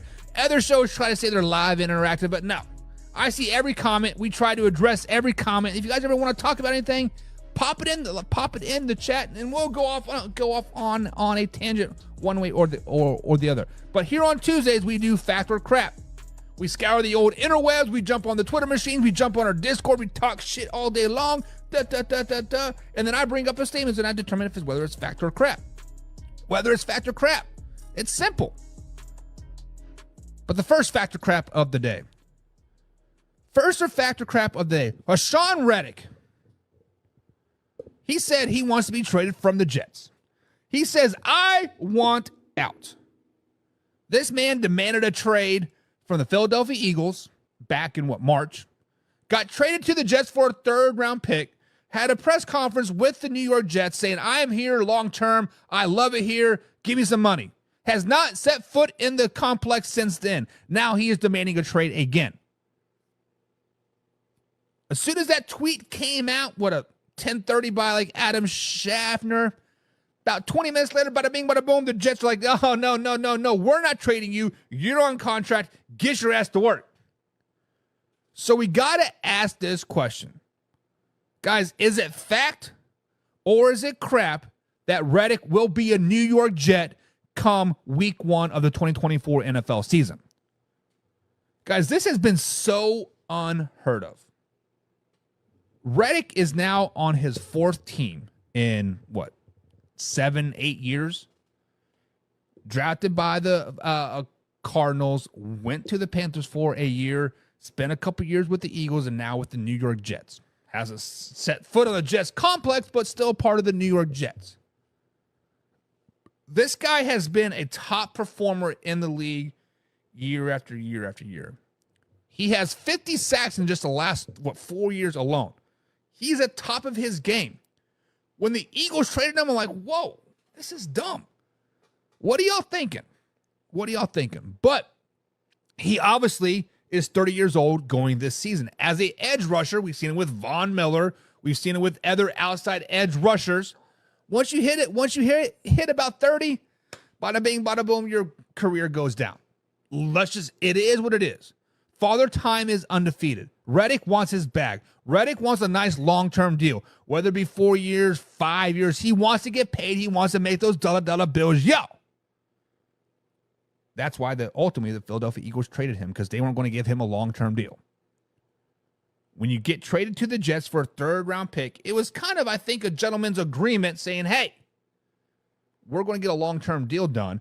And Reddick actually come out and said that earlier. I was under the impression that the Jets were going to give me a long-term deal. The Jets said, we're not going to work with you until you come to camp. So they're all button heads. Basically, who is going to blink first what it comes down to? Who is it going to blink first? So, guys, fact or crap, will Reddick be a New York Jet come week 1? And I think this is a fact. I think it is a fact. Because when he first demanded a trade from the Philadelphia Eagles, teams were not knocking out the door and said, hey, Philly, what do you want for this guy? What do you want? We want him.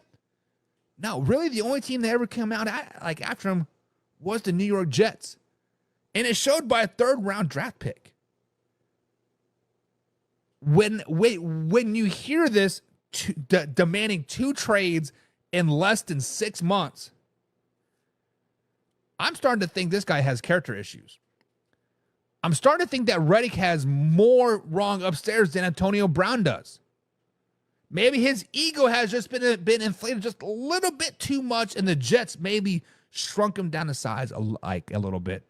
But he will not be on a different team come week 1, 2024. And I think he'll be in a Jets uniform playing and getting a couple sacks week 1.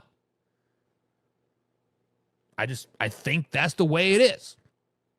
So what do you guys think? Fact or crap? Will Reddick be a New York Jet come 2024? Week number 1. 3 weeks away. 4 weeks away. Whatever it is. Less than a month. Laura says, I love this show. Thank you for always being awesome. Laura, thank you for being here. Definitely appreciate you, Laura.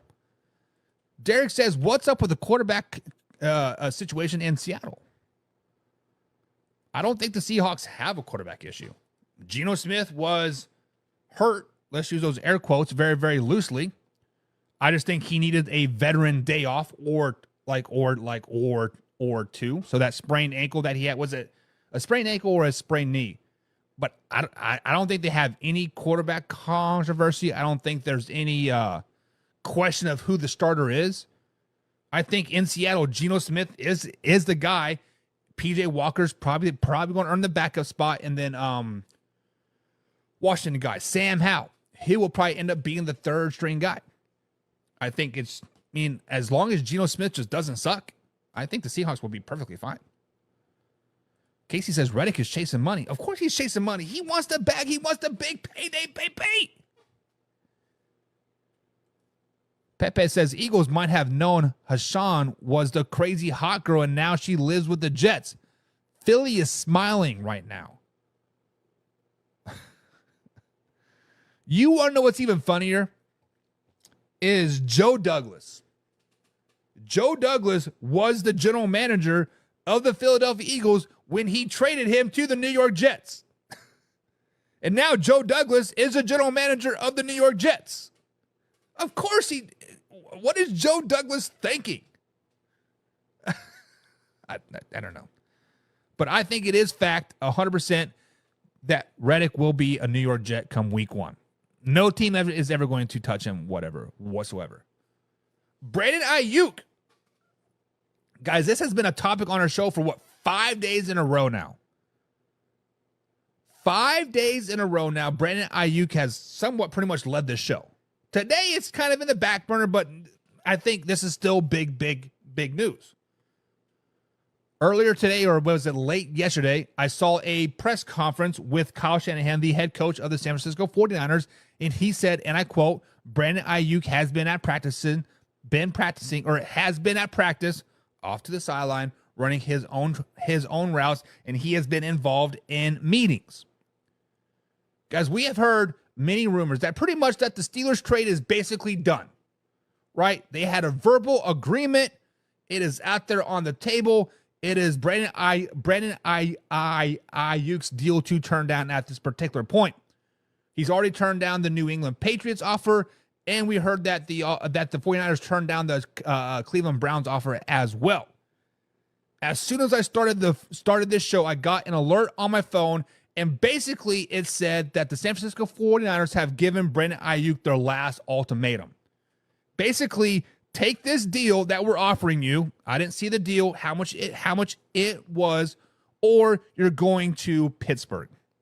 Whether they agree to a long-term deal or not, we are getting the 2 picks and the player that Pittsburgh Steelers is offering. The line has been drawn in the sand. So, guys, is it going to be a fact or is it a crap that Brandon Ayuk is a San Francisco 49er come week 1 of this NFL season? With that line being drawn in the sand, I think that makes Brandon Ayuk a little bit more upset. You can say all the right things. You can do all the right things, right?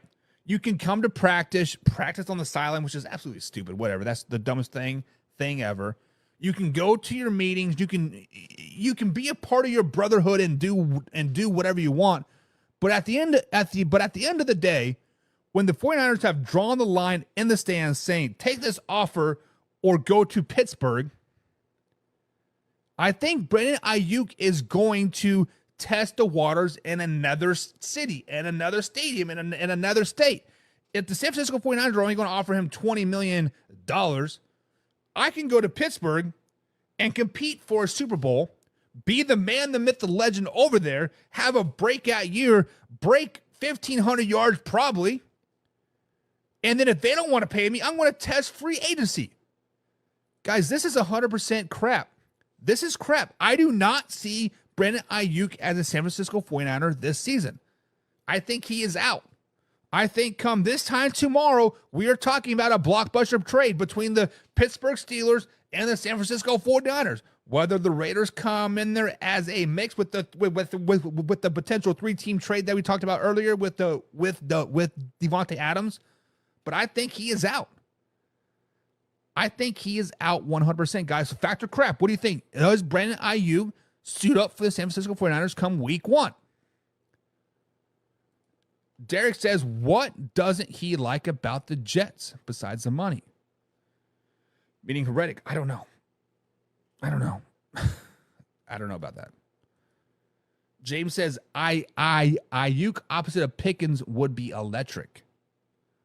Not only that, guys, Najee Harris and the backup running back, what's his name? Was it Mathins?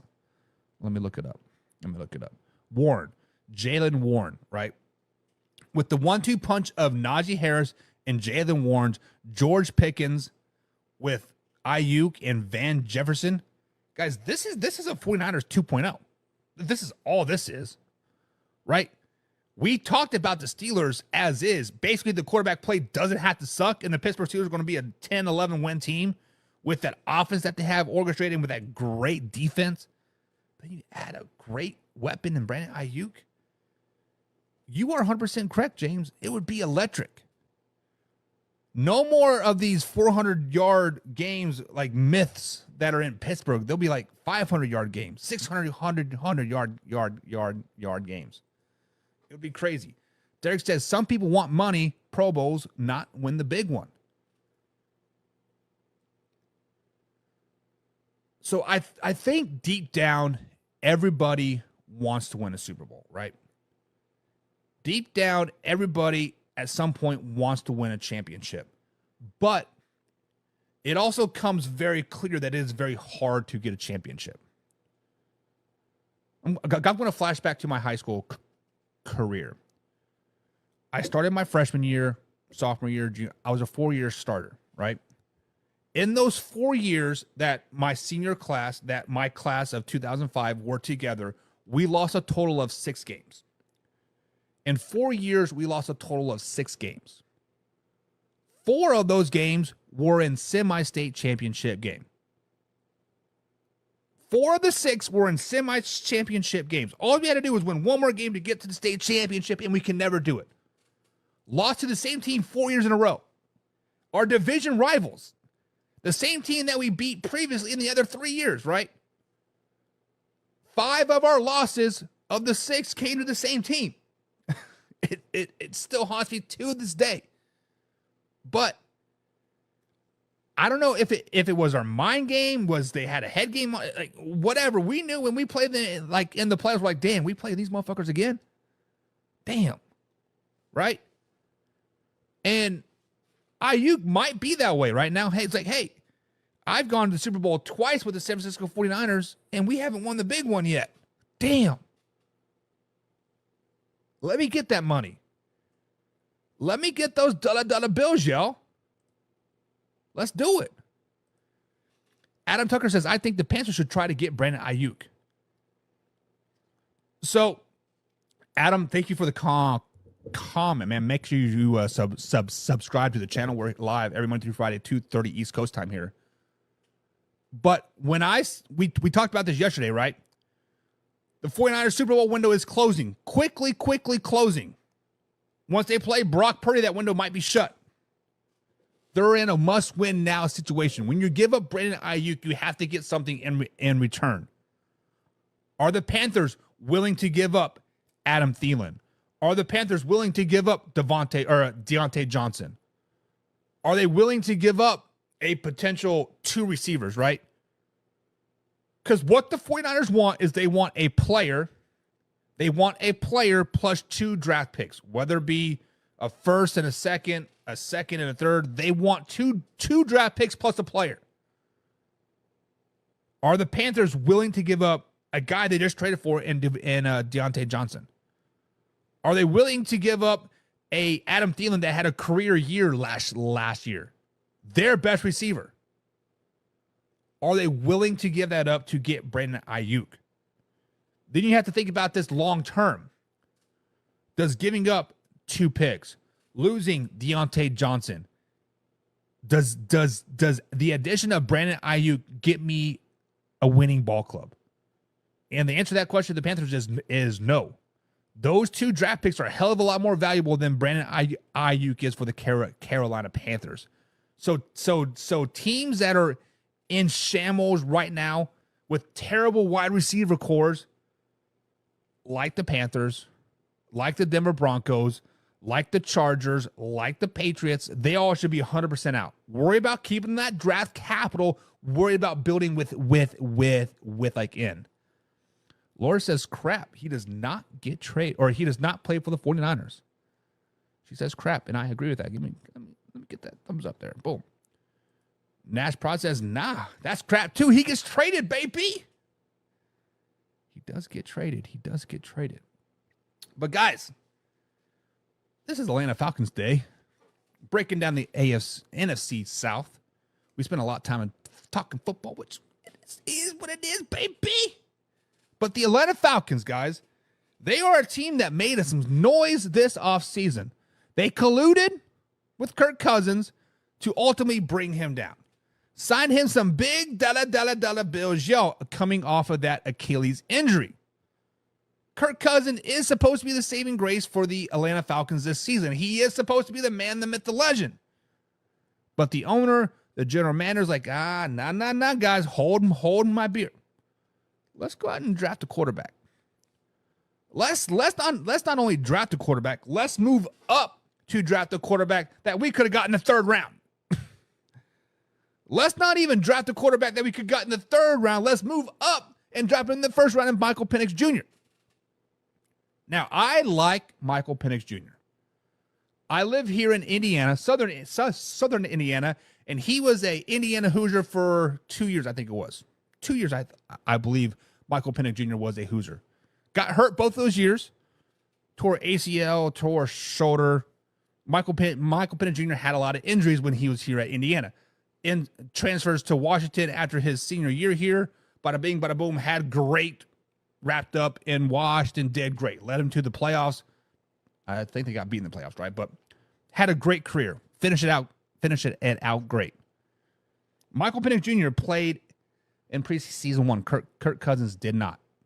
Michael Penix Jr. looked pretty good. Nice, strong arm. Read the pocket real well. Had some touch issues, right? Kind of rifled it in there on the short passes when he could have took off a little bit and touched it. It may have caught it. But, guys, is there a quarterback controversy happening in Atlanta? Is there a quarterback issue happening in Atlanta? Because Kirk Cousins, coming off the Achilles injury, was like week 7, he went down. We don't know if Kirk Cousins can even play football anymore. Just like Aaron Rodgers in New York, we don't know how good or how strong that Achilles actually is. We don't really know. We know that Michael Penix Jr. looked pretty good week 1, preseason 1. We know that Michael Penix Jr. has had a pretty good camp. We know that Michael Penix Jr. is a very lovable guy. Kirk Cousins is a very lovable guy too, but young, athletic. Michael Penix Jr. is kind of the sexy pick, right? So, guys, is there a quarterback controversy in Atlanta? Can the Falcons really, truly put $250 million on the bench in Kirk Cousins? Well, he signed a 4-year, $250 million deal? Can you legitimately, cut that, which I don't think they will, but put him on the bench and put in a rookie? How pissed off would Atlanta Falcons fans be if that were to happen? Guys, I think they have a quarterback controversy in Atlanta.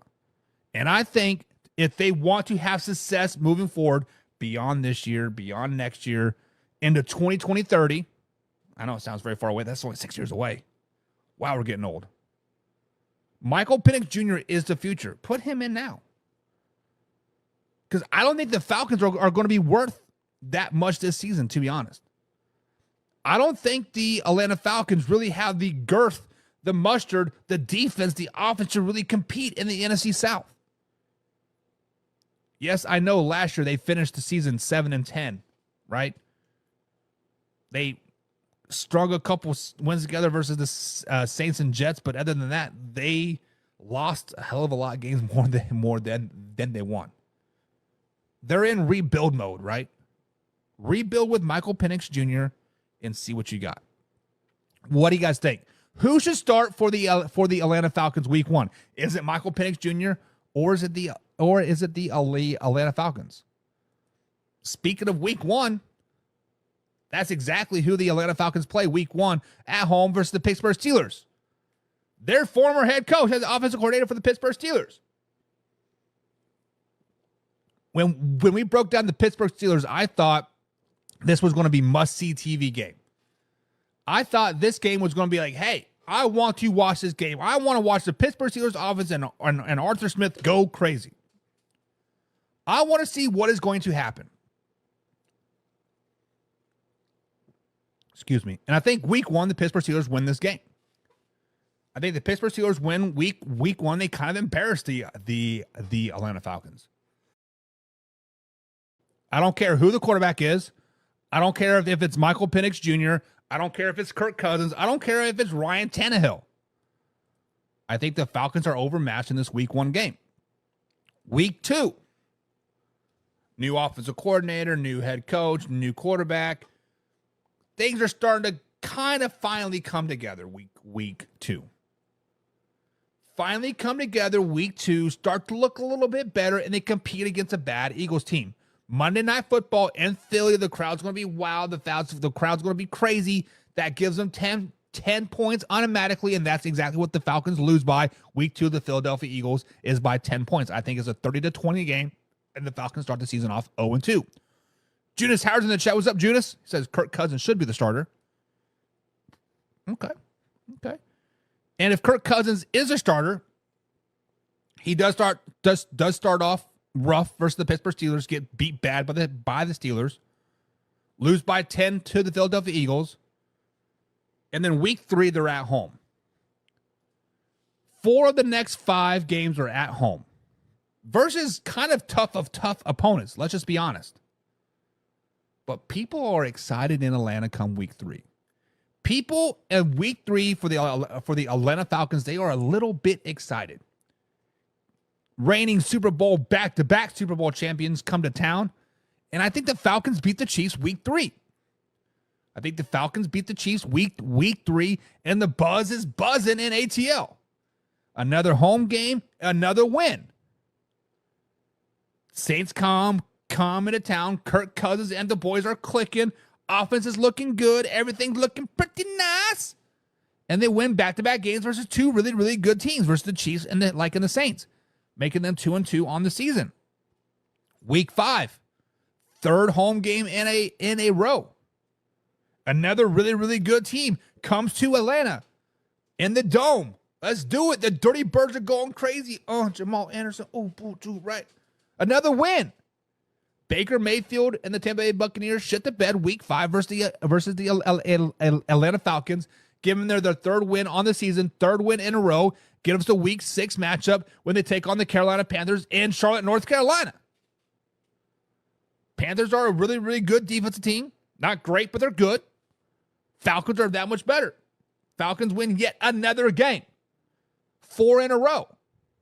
Over 3 divisional opponents back to back to back. And we're like, slow it down, baby. ATL, turn up. Like, turn up for what? Week 7, Seahawks coming into town. Cross-country game, 1 o'clock in the afternoon. Give me the Falcons. Anytime a team goes coast to coast, plays that early game from West Coast to East Coast, plays that 1 o'clock game, give me the home team every time. Every time. NFL Dude says 25 says, how are my Seahawks going to do this season? I think they're a 9-win team. I think they're third place in the NFC West. Behind the Rams, behind the 49ers, respectively. Week number 8. Right now, guys, the Falcons are riding sky high. 5 wins in a row. We are 5-2 going into week 8, traveling to Tampa Bay, and this is where the wheels come off. They have hit the fork in the road of the season. They're going to be really, really good or not so great. And guess what? I think, guys, the Falcons are going to be not so great. Yes, they have wins over the Chiefs, Saints, Bucks, Panthers, Seahawks. But it's time to slow it down. They lose to the Bucks. Then week 9, the Cowboys come into town. They lose to the Cowboys. Week 10, even slow it down some more. They lose to the Saints. 3-game losing streak. Week 11, going to Mile High Stadium to take on Bo Nix and the Denver Broncos. That's right, but I think Bo Nix is going to start. That is another loss. They had 5 wins in a row, and then all of a sudden they have 4 losses in a row. What is going on? We need a bye week. We need to shake something up. Insert Michael Penix Jr. Week 12, insert Michael Penix Jr. That's right. I think Kirk Cousins officially gets benched come week 12.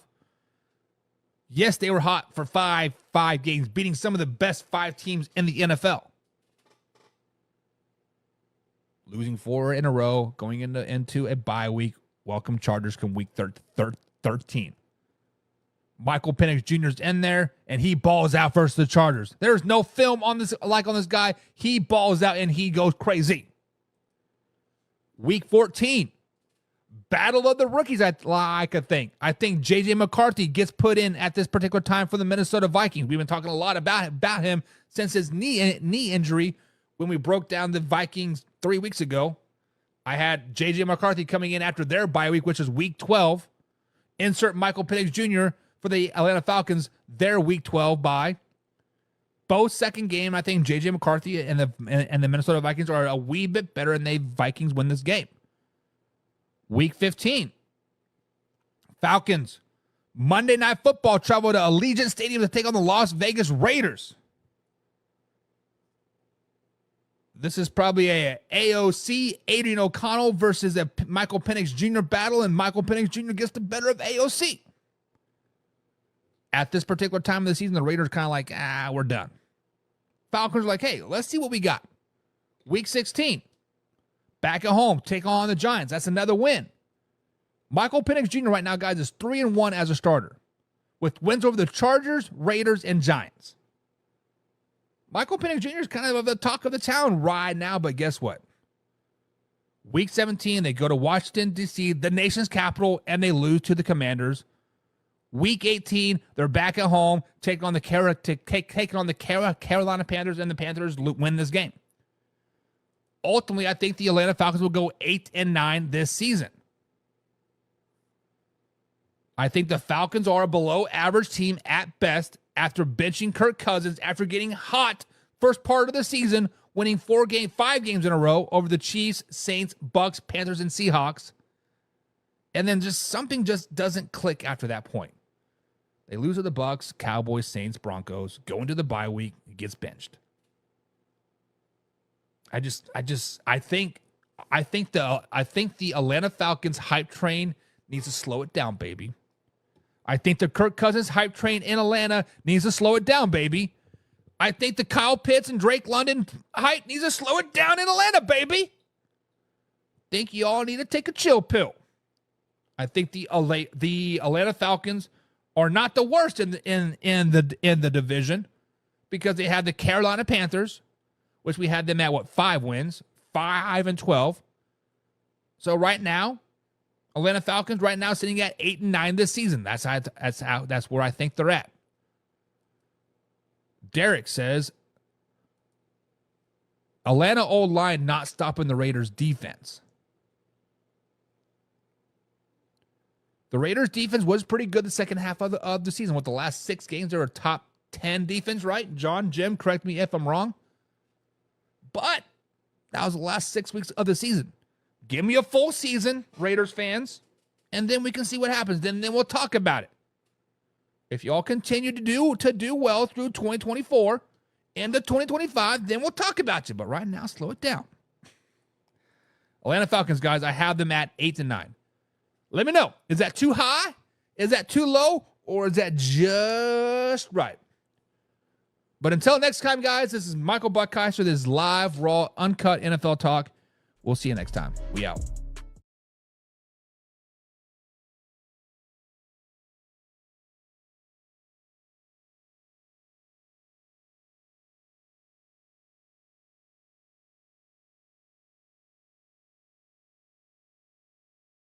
We going hard, we running the plays. You know the vibe, only the strong survive. Gotta keep your head in the game. Talking NFL, uncut, straight raw. Steady bringing that sauce. We about to take off. Get it hype, this man, our sport talk. talk.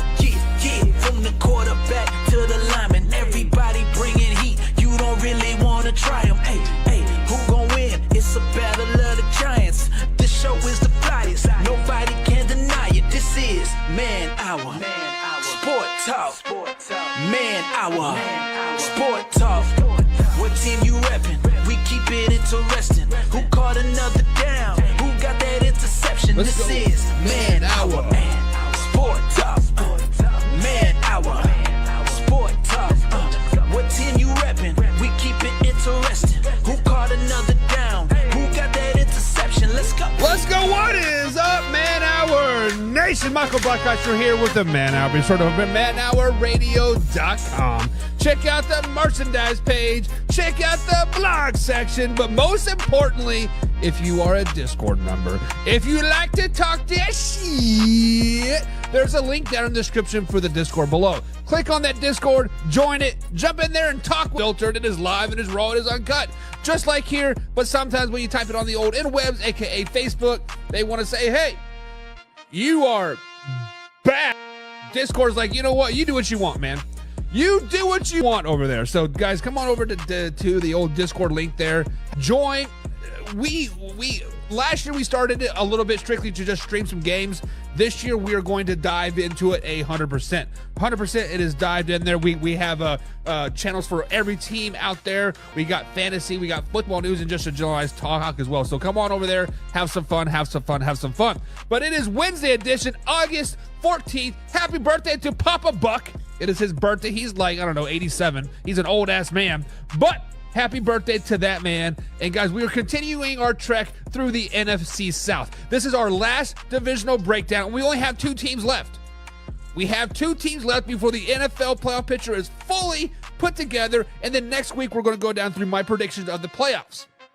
I can tell you right here off the bat, since we already have the AFC side broken down, let me maximize my screen. Bada bing, bada boom. Come on, get up there. We have the Kansas City Chiefs at the number 1 seed at 12-5. We have the Baltimore Ravens at the 2 seed at 12-5. We have the Miami Dolphins at the 3 seed at 10-7. We have the Tennessee Titans at the 4 seed at 10-7.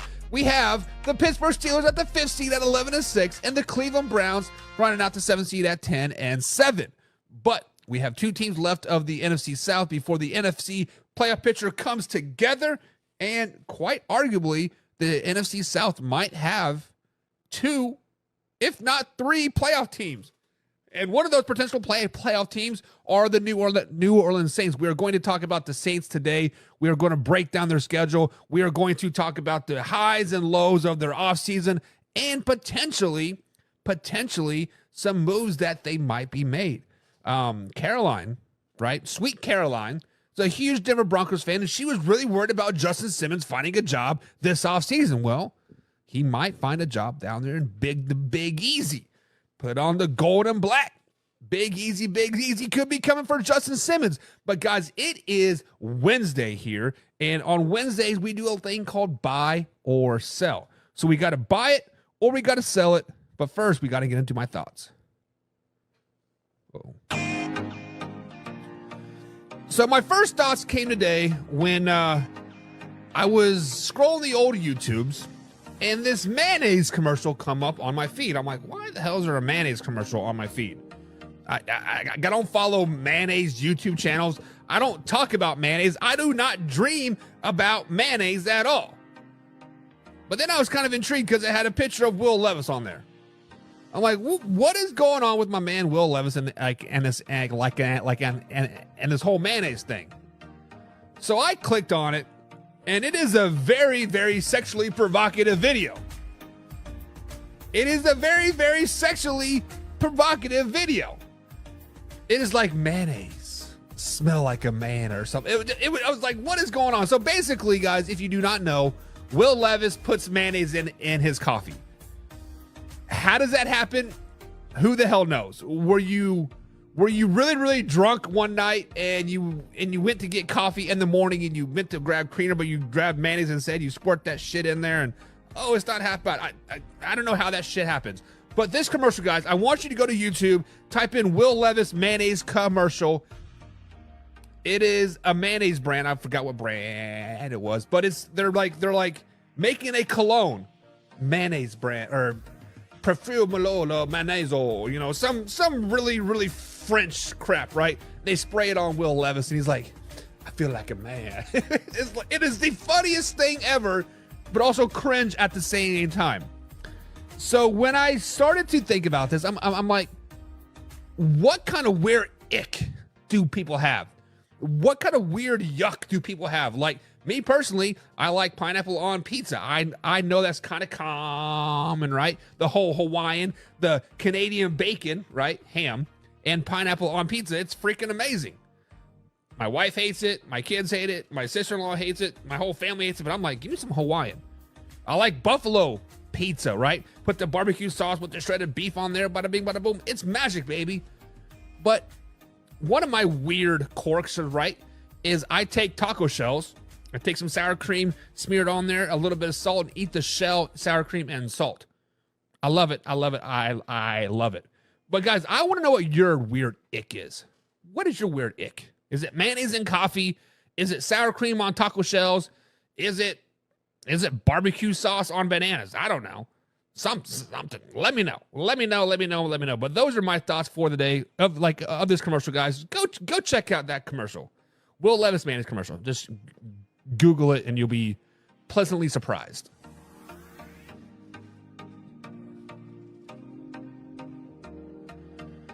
All right, guys, so those are my thoughts on the day. Let me know what your guys' thoughts are as well of the whole mayonnaise situation going on there. Before we get into the buy or sell trade of this portion of the Wednesday edition here show, we're doing free agency buy or sell that. But we got to welcome some people into the chat. Become a Pigskin Pundit like my man John here. John is a Pigskin Pundit. He gets free merch every quarter. He gets access to any NFL game that he wants.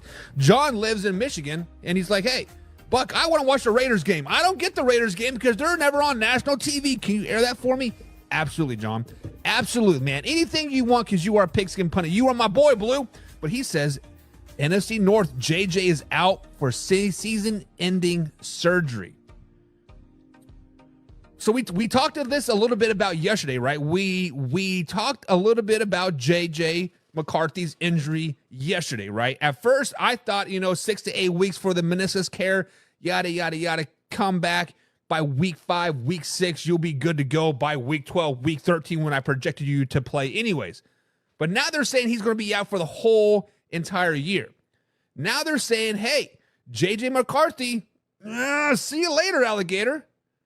So we talked about this a little bit yesterday, and this is perfect transition into our first buy or sell of the day. Buy or sell, guys, is very, very simple. You are buying it, you want it, bring it to you, or you're going to sell. You say, get it out of here, right? We don't want that crap. So we talked about Ryan Tannehill being a free agent yesterday. JJ McCarthy injury started to line up a little bit, and I believe it was Pepe, right? Pepe is in the chat. Again, we will talk about this yellow mustard on bean burritos thing here in a little bit. What?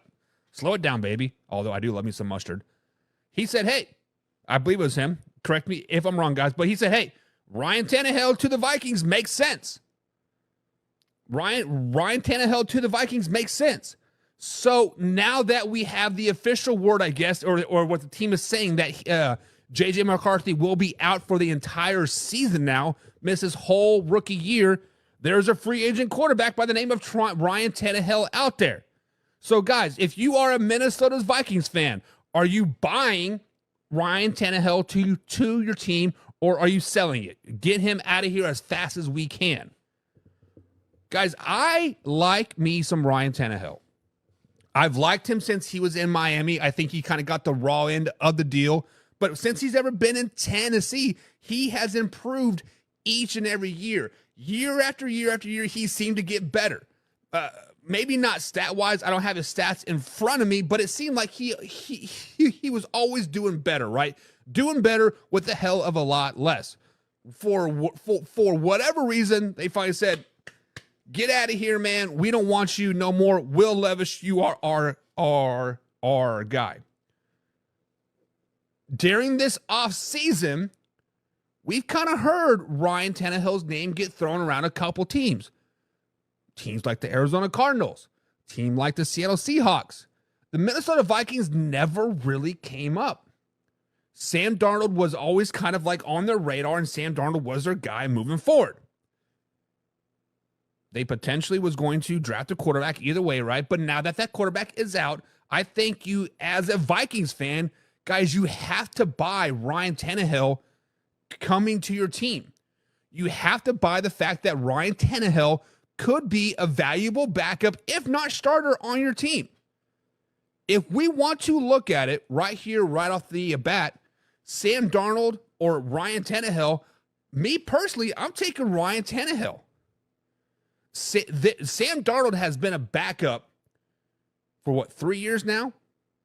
2-3 years on 2 different teams. Ryan Tannehill at least started last season. Yes, he got, quote, benched toward the end of the season. People were saying he was injured and just not healthy, whatever. The ankle did kind of, add up to that. But what was it? Yesterday, Laura, right? She's a Vikings fan. She said basically start anybody but Jaron Hall. Jaron Hall. So when you look at the Minnesota Vikings depth chart right now, starting quarterback Sam Darnold, backup Nick Mullins. Guys, we all kind of think, me personally, I think the Vikings are going to kind of have a down year as is, right? Let me pull up what I have their record as. If it loads, come on, load. There it goes, eventually. I actually had the Vikings going 6-11 this season, finishing 3rd in the NFC North. This was with J.J. McCarthy starting toward the end of the season.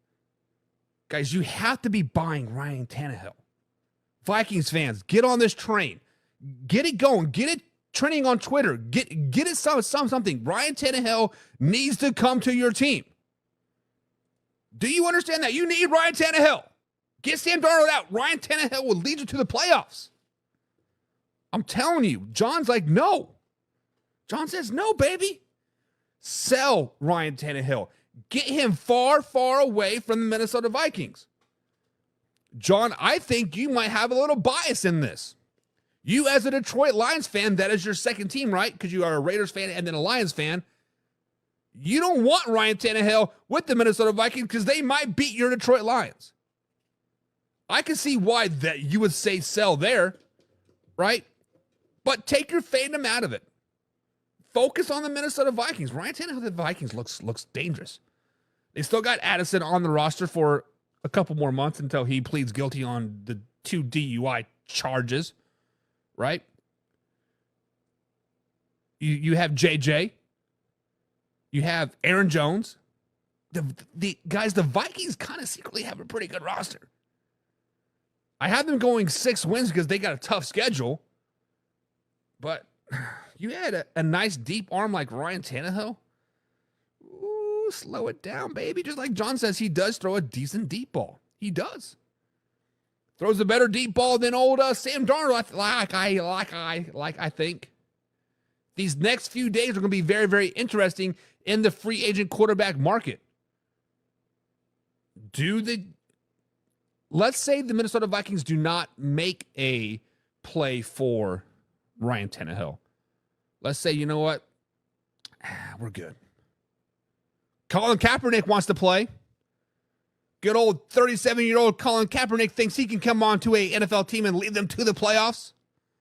Let's say he's good with them too. Nah. We don't need no Colin Kaepernick. Nah, we're good. Do the Minnesota Vikings start making a call to Dallas? Hey, what's the status with Trey Lance and Cooper Rush? Hey, what about Dak Prescott? I don't know. Do the Vikings fans just pump the brakes? Vikings fans, let me hear you. Let me hear you. James Franks in the chat. What's up, James? He says, absolutely, Sam Darnold is trash. Ryan Tannehill all day. That should be easy. If it was so easy, James, why didn't the Vikings consider picking up Ryan Tannehill in the offseason when he was first initially released by the Titans? When he was first initially released by the Titans, why didn't the Vikings come out and get him, scoop him up for $2 million, $3 million? Was it because that they had plans to draft a quarterback and they knew his history with rookie quarterbacks in Tennessee? Could that be it? I don't know. But now that rookie's out of the way for the rest of the season, is Ryan Tannehill the guy? Pepe's in the chat. He says Vikings should trade for Kirk Cousins. Wouldn't that be some shit? Wouldn't that be some shit? Kirk Cousins is probably going to be a backup quarterback in Atlanta at some point this season. I predict by the bye week, Michael Penix Jr. will be in there replacing Kirk Cousins. Wouldn't that be some shit? Wouldn't that be some shit? Art Euro Gomez is in the chat. Man, I'm terrible with names. Art. So he says Ryan Tannehill is trash. He is considered a third stringer. Why is he trash? Why do you guys think Ryan Tannehill is trash? Yes, last season he did only throw for 1,600 yards in 8 games. He was 3-5 in those 8 games. But let's just be flat out honest. The Tennessee Titans were nothing really to brag about last season. But previously, before that, he played 12 games, threw for 2,500 yards. His last complete season was 2021. He threw for 3,700 yards, 3,800 yards, 3,000 yards. Really, health has been the issue for Ryan Tannehill the last couple seasons, right? Is he healthy? That's the big question. Can he be healthy? But there are trash quarterbacks out there, a.k.a. Lamar Jackson. But I think if you do put Ryan Tannehill on the Minnesota Vikings, he has more production, more wins than Sam Darnold. But are the Vikings prepared to tank for the season? Are they prepared to, just be good enough to not get the first overall pick? I don't know. I don't know. Art says no. Oh, man. No, man. Teddy Bridgewater, get him on the phone. Where's he at?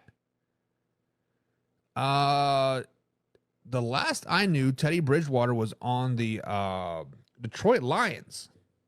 Is he on the Lions anymore? Is he still the backup quarterback for the Detroit Lions?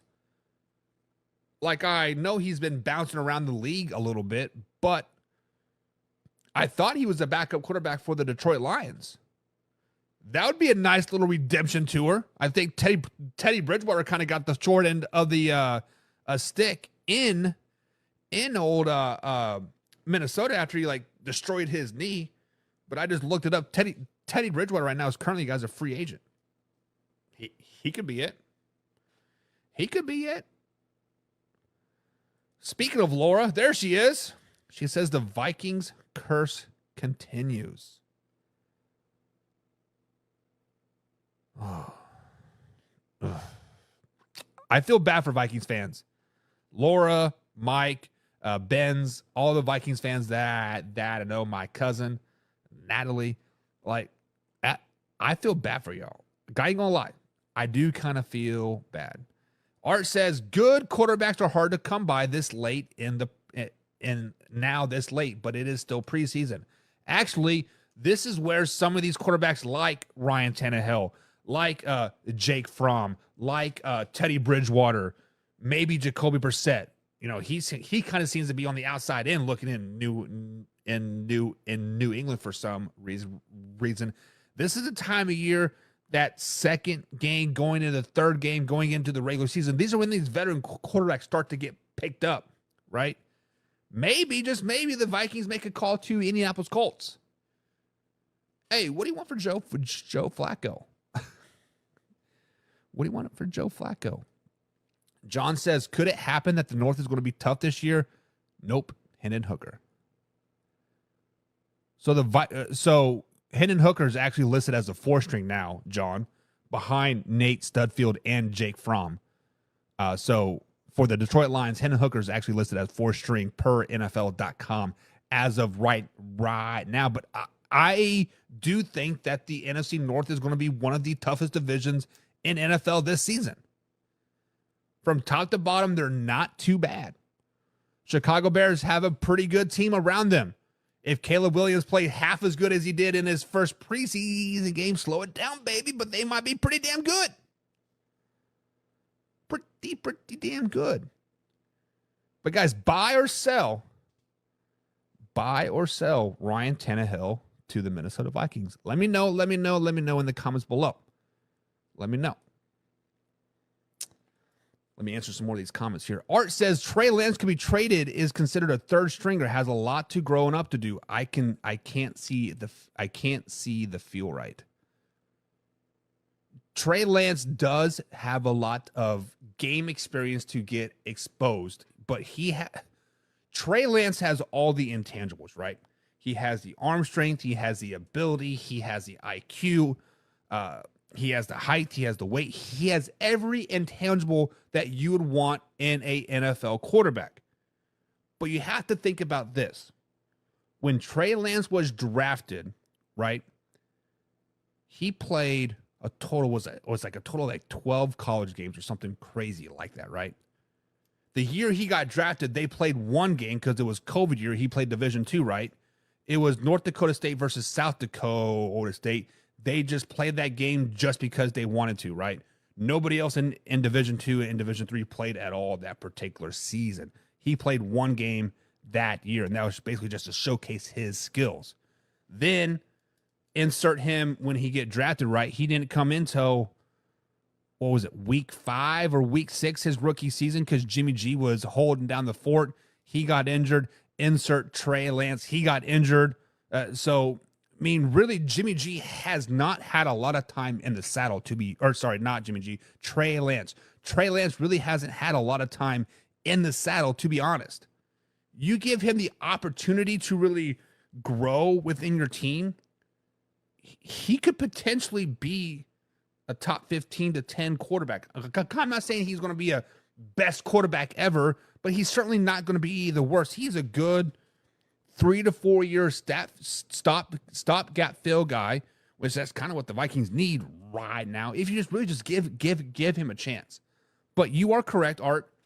He does have time to grow, or he needs to grow. He needs time to grow. That's what he's doing in Dallas, right? He's learning, he's growing.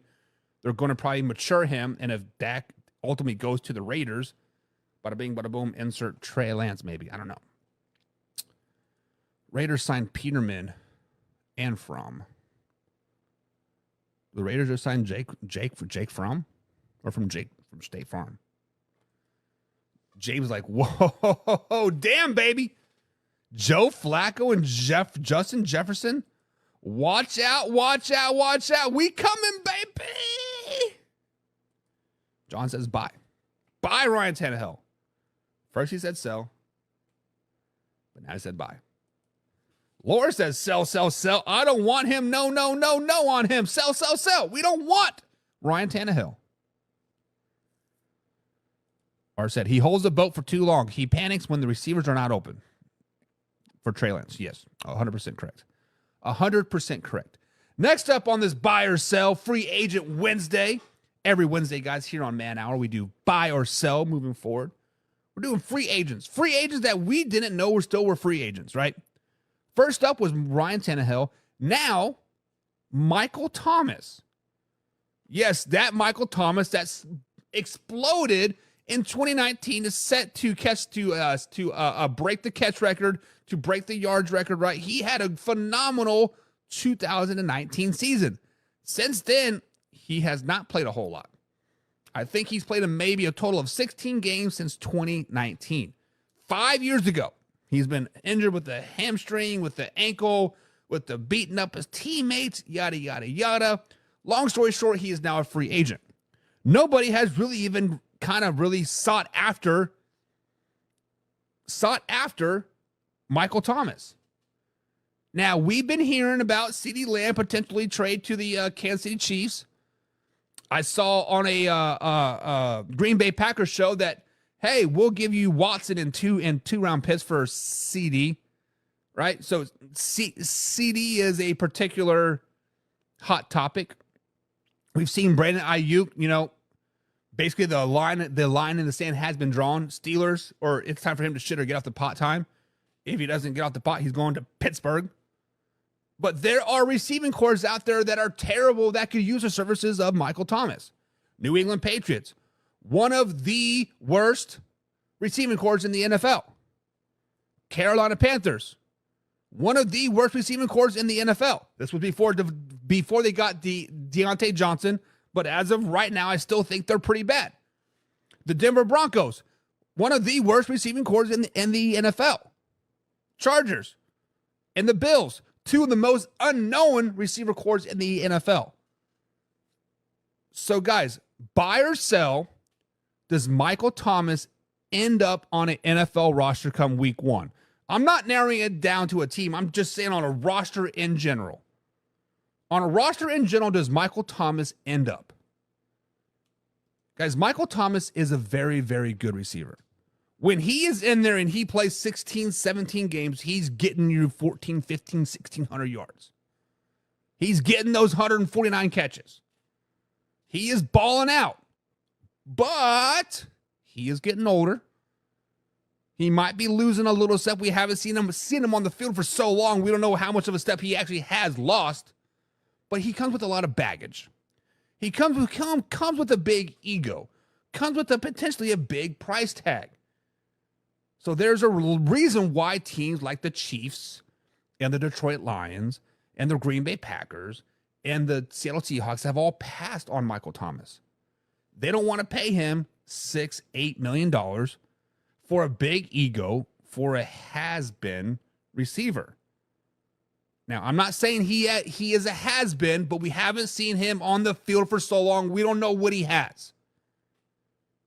So buy or sell, does a team like the Patriots, like the Broncos, like the Carolina Panthers, take a flyer on Michael Thomas? Gun to my head, week 1, I do say he ends up on a roster somehow, somewhere. The Patriots are looking for a receiver. If they weren't looking for a receiver, they wouldn't have reached out to the San Francisco 49ers for the Brandon Ayuk thing. They would not have reached out. The Cleveland Browns are looking for a receiver. I don't know why, but they're looking for a receiver. They wouldn't have reached out to San Francisco for Brandon Ayuk.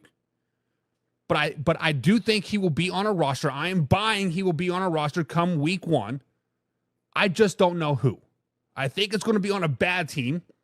Patriots, Panthers, Broncos, Chargers, potentially Arizona. They're going to be on a not particularly good team, but he will end up on a team. He will end up on a bad team, but he will end up on a team. So what do you guys think? Buy or sell, does Michael Thomas end up on a team come NFL week 1? Week 1. John says, send him to Kansas City. They collect bums. We collect bums and still win the championship, baby. So, hey, send us all the bums you want, John. I'm down for it. I'm down for it. Kevin. What's up, Kevin? He says Trey Lance, the Dallas future quarterback. LOL. Dak will be gone by trade deadline. I don't think so.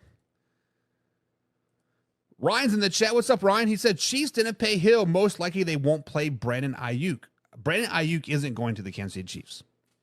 They kind of explored that a little bit, but Brandon Ayuk would not go to the Kansas City Chiefs. The Chiefs would pay somebody like Michael Thomas if he could check his ego. $6 million. And it's not that the Kansas City Chiefs did not want to pay Tyreek Hill. I think, if I remember correctly, the Kansas City Chiefs offered them like 27.5, and like he's like, no, I want 30, and then the next thing you know, boom, he's traded to Miami and getting paid like $30 million. It's just it was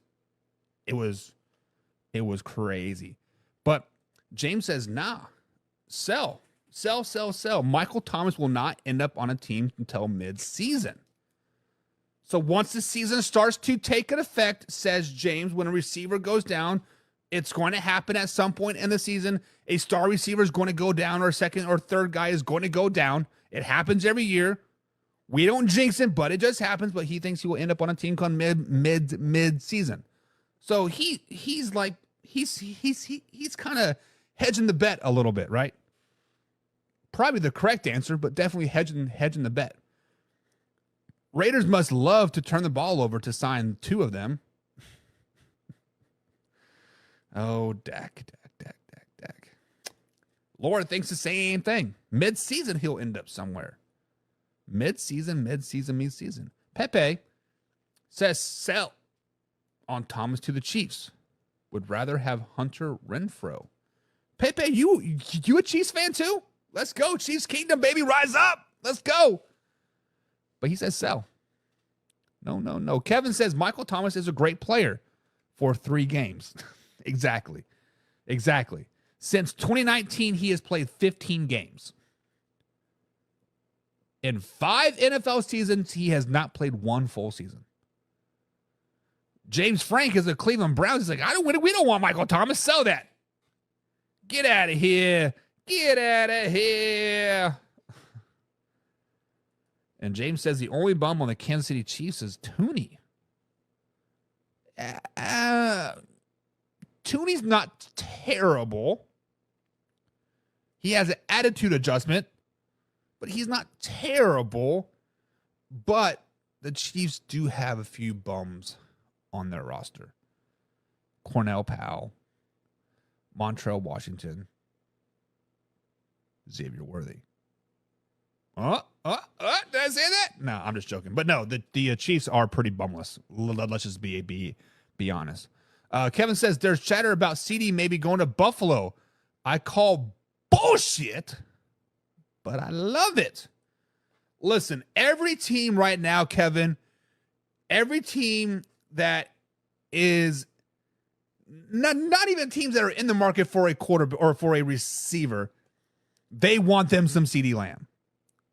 I've seen Packers shows. I've seen Bears shows. We talked about CD to the Kansas City Chiefs, last Tuesday or Friday, or last Thursday or Friday.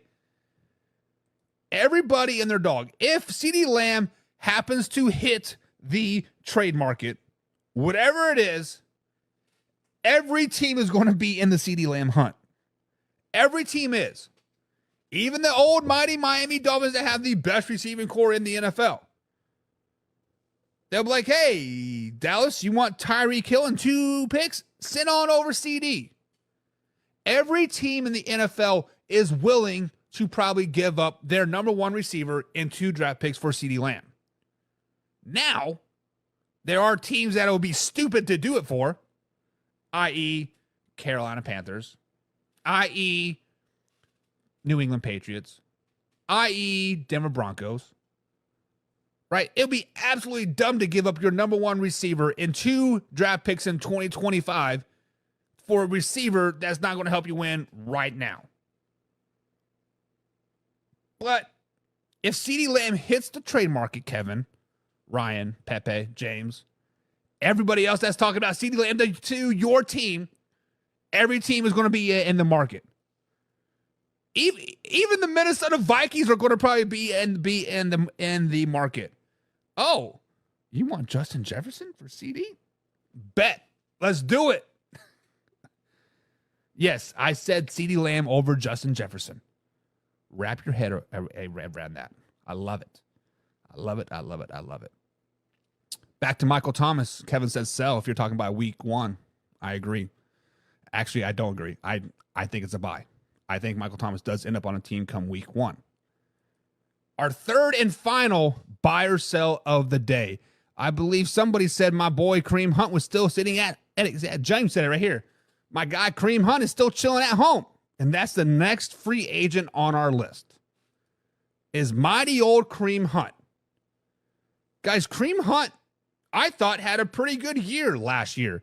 Nick Chubb goes down, week 2? Kareem Hunt kind of picked up the slack and kind of had a pretty decent season. Let's just be honest. Now, he is 30 years old. He is getting a little long in the tooth for a running back lifespan. It's about over for him. But guys, buy or sell that Kareem Hunt ends up on a team come week 1. Kareem Hunt, guys, is an extreme talent. As a Kansas City Chiefs fan, when we drafted Kareem Hunt in the 3rd round, and he exploded that first year for 1,700 all-purpose yards, and then he goes and hits that girl, and we release him like, oh, this sucks. Then he goes to the Browns, and he redeems himself. He's had a pretty decent NFL career. He rehabbed himself. He got better. He's doing work. So to see a running back like Kareem Hunt on the free agent market right now, it's kind of a head scratcher a little bit. When he first left Cleveland, I was like, oh, the Chargers kind of make sense. But then the Chargers go out and get J.K. Dobbins and Gus Edwards and every other else Raven running back. They all go to L.A. I'm like, oh, the Dallas Cowboys kind of make sense. They need a number 1 guy. Kareem Hunt could be that guy, right? They don't have anybody on the roster that could be even remotely a second-string guy. He's going to go to Dallas. No, the Dallas Cowboys signed Zeke. And then I started looking around the landscape. I'm like, okay, the Vikings could use a guy. Nope. Insert Aaron Jones. Oh, the Packers got an open spot? Nope. Insert Josh Jacobs. Guys, Kareem Hunt has been looked over by every team that has been needing a running back so far this season. The Ravens overlooked him, the Cowboys, the Chargers, the Vikings, the Packers, hell, the Raiders. They're all overlooking him. I personally think Kareem Hunt has a lot of left in the tank. I think Kareem Hunt could be a number 1 guy on some teams. On some teams, I think he could be a number 1 guy. So buy or sell, does Kareem Hunt end up on a team come week number 1? I am buying this. And I think Kareem Hunt ends up on the Dallas Cowboys. When I look at the Dallas Cowboys roster, I watched their preseason, I watched their camp. They don't have a number 2 running back. Zeke is the guy. Zeke is the number 1 running back there in Dallas. There's no question about it. But you bring in a player like Kareem Hunt, you have that 1-2 punch again down there in Dallas. Hell, Kareem Hunt might start over Zeke Elliott. I think that highly of Kareem Hunt right now. If it were to me, Kareem Hunt and Zeke Elliott as a 1A, 1B, it would be awesome. It would be awesome. So I am buying that Kareem Hunt will be on a team come week 1. I'm taking one step further, and I'm going to say Dallas Cowboys.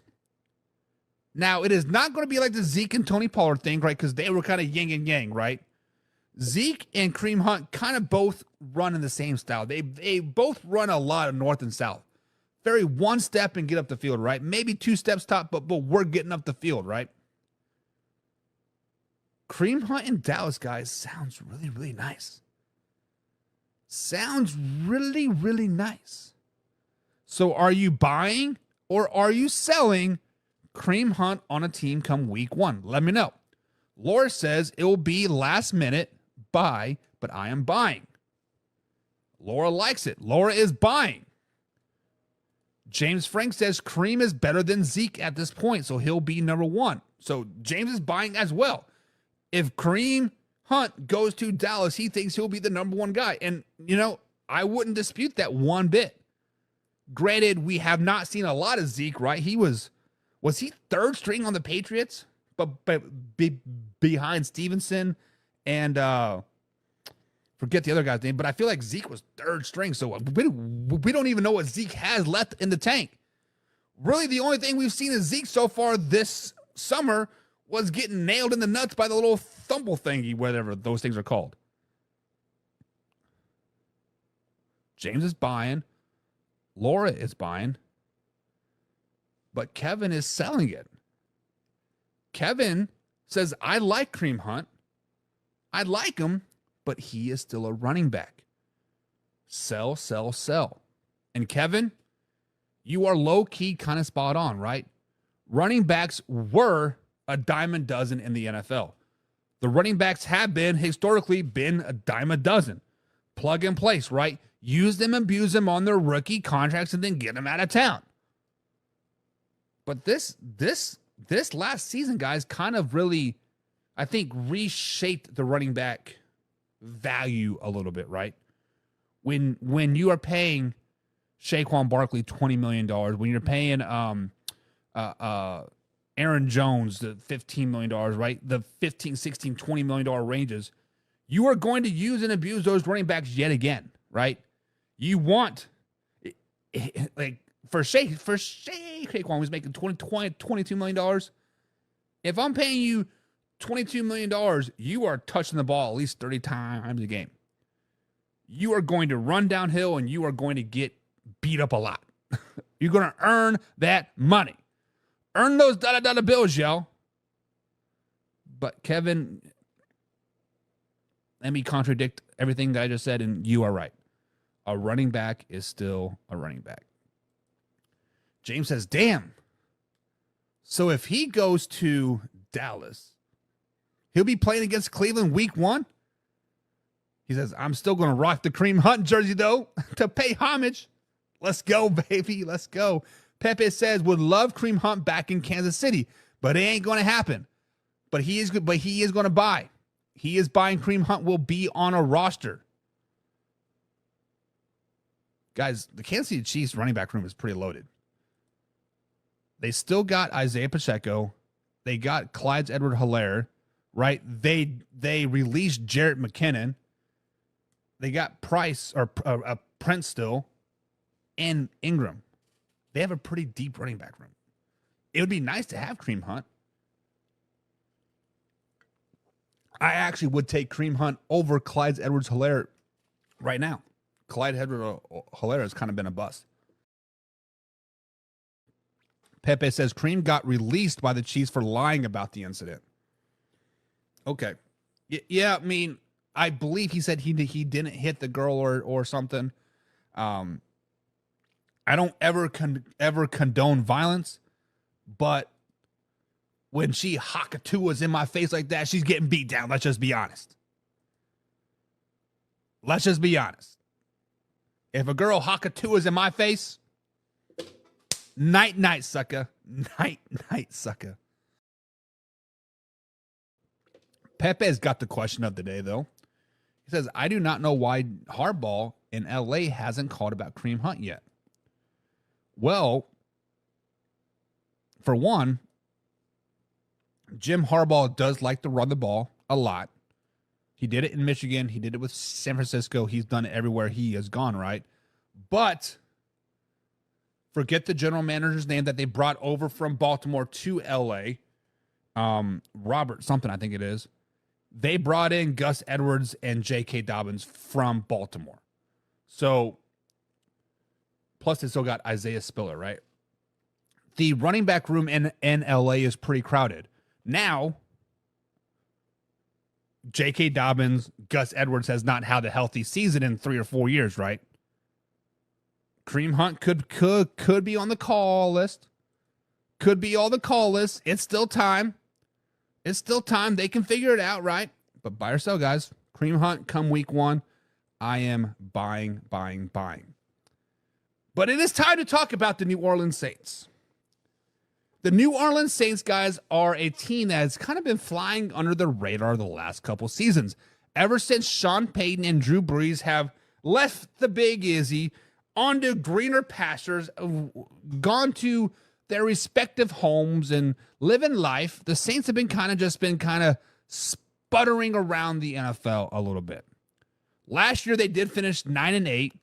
They almost snuck into the playoffs. They had to have the Tampa Bay Buccaneers lose the final game of the season.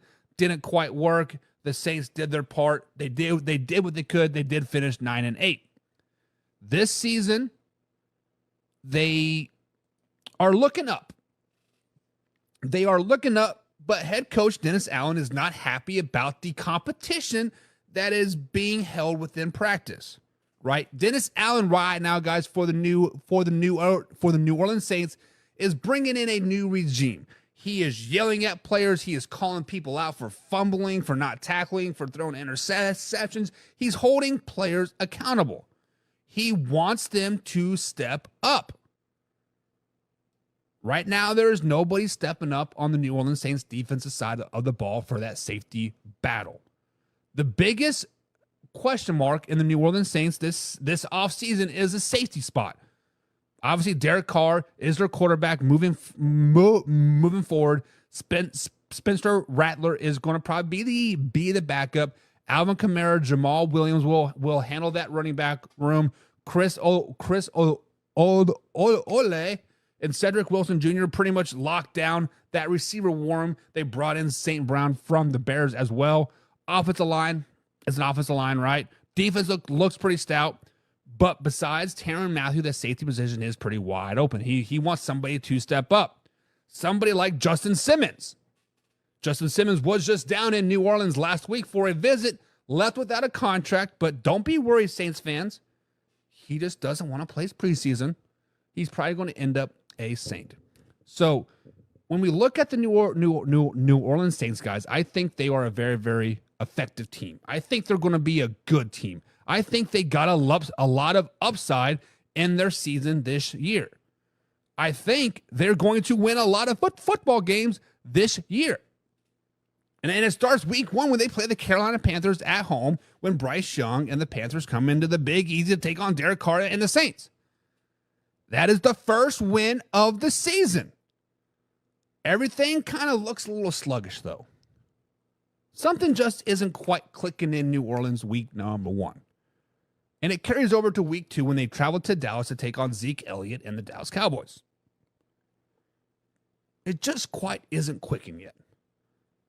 Something just not right. Missing on offense. Picture this. They got a V8 and they're only firing on 7 cylinders. They lose to the Dallas Cowboys. A really, really good Super Bowl bound Dallas Cowboys team. Week number 3, they're back at home. They take on the Philadelphia Eagles, a bad Philadelphia Eagles team, but they win. They win week 3 versus the Philadelphia Eagles. But something just isn't right still. Something is not right in New Orleans, and we can't put our finger on it. Is it the defense? Is it Derek Carr? Is it Alvin Kamara? Is it the lack of wide receiver depth? What is it? We don't know. We don't know, and it starts to get exposed week 4 when they travel to Atlanta and they lose to the Falcons. Then it carries over to week 5 when they travel to Kansas City, Missouri to take on the Kansas City Chiefs, and they lose the second game in the row. They have now lost 3 of their first 5 games, and something just is not right. Don't know what it is. Receiver, defense, quarterback play. Something just isn't right. Week 6, things finally start to come back together, right? They battle the Buccaneers. The Buccaneers get the better of them in this week 6 game. The Tampa Bay Buccaneers have owned the Saints as of late in regular season and postseason, and they continue that trick. Week 6, and Baker Mayfield and Derek Carr have a nice head-to-head battle. They both might throw for 5 tutties. It could be one of those shootout games, but week 7 is when everything starts to come together. Thursday night game in New Orleans, Bo Nix, rookie quarterback, and the Denver Broncos come into town, and this is where things starts to click. This is where Derek Carr and Chris Olave, however you say his name, start to click. They start to get on the same page. The defense becomes shut down. Tyrann Mathieu becomes an MVP type of caliber defensive player of the year. Everything starts to come together. Week 7 and beyond, guys, I don't see them losing another game for the rest of the season. Week 7, they dominate the Broncos. Week 8, they dominate the Chargers. Week 9, going to Carolina, beat the Carolina Panthers yet again.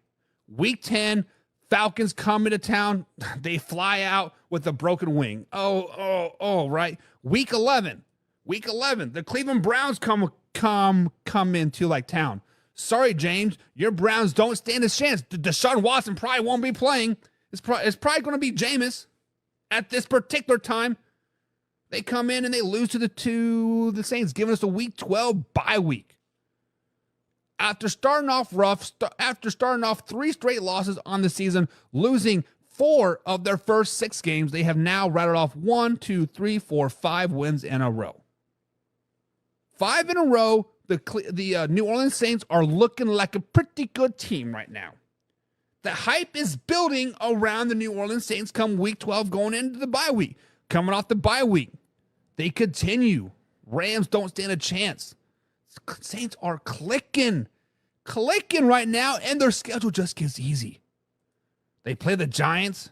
That's another dub. They play the Washington Commanders, a good Washington Commanders team, but that's another dub. They play the Packers. They beat the Packers. Confidence is killer.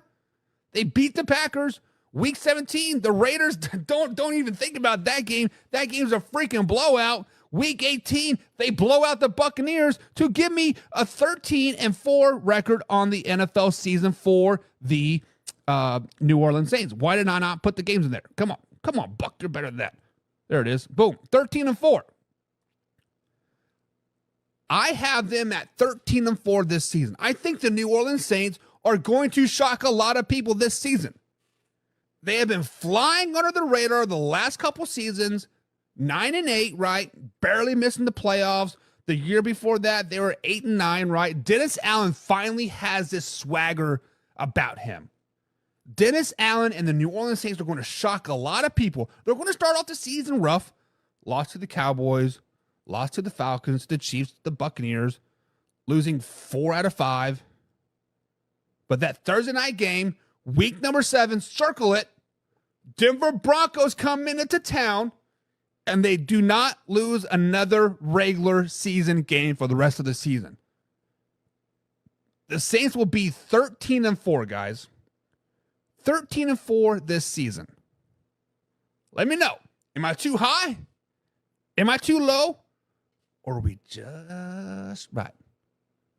We'll see you tomorrow.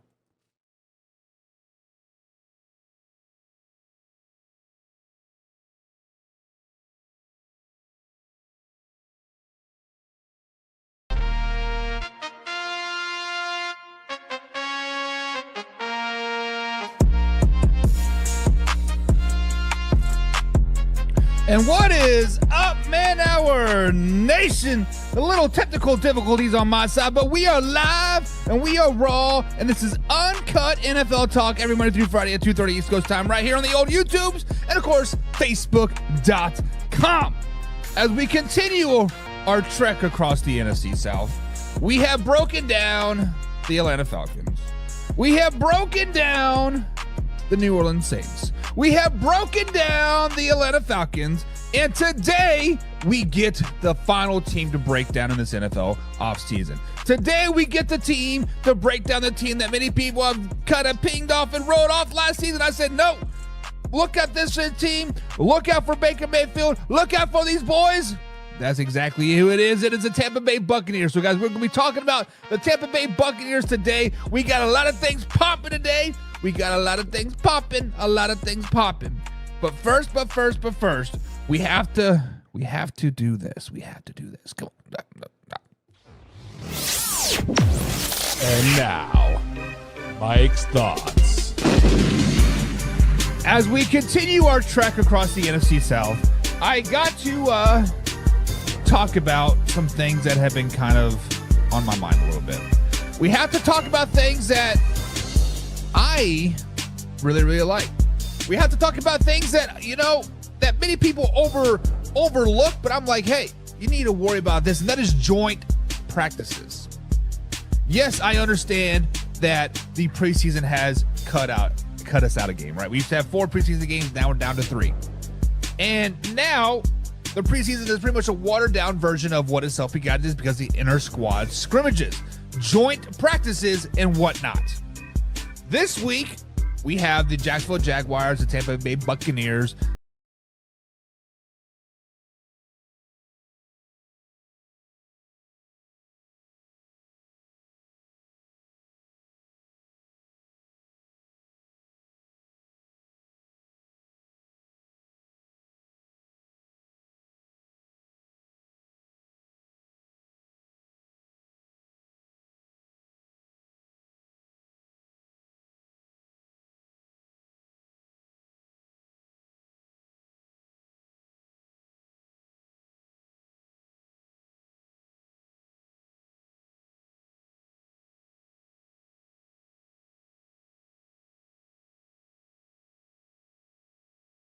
don't have to worry about too many injuries. You don't have to worry about this. You don't have to worry about that.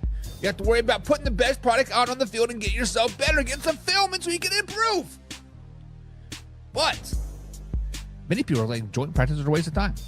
Joint practices are dumb. This is stupid. That's stupid. Like, why? Why are they dumb? Why are they stupid?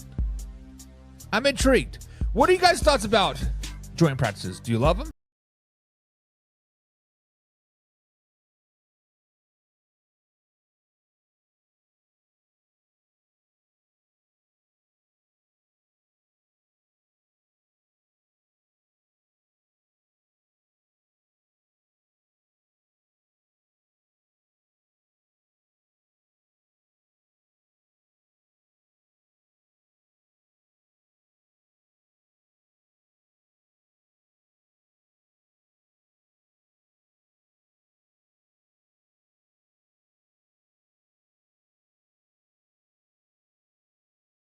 Ladies, we have to welcome the man that is a CFO of the Pigskin Pundits.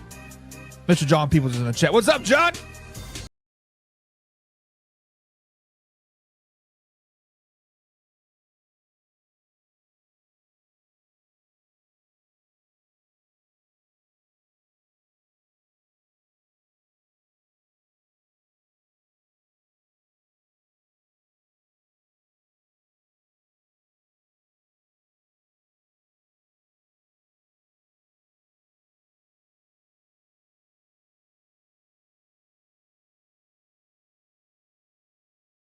As well. If you're going to miss any part of the show whatsoever, we got podcast form. So shortly after this, the podcast form is out.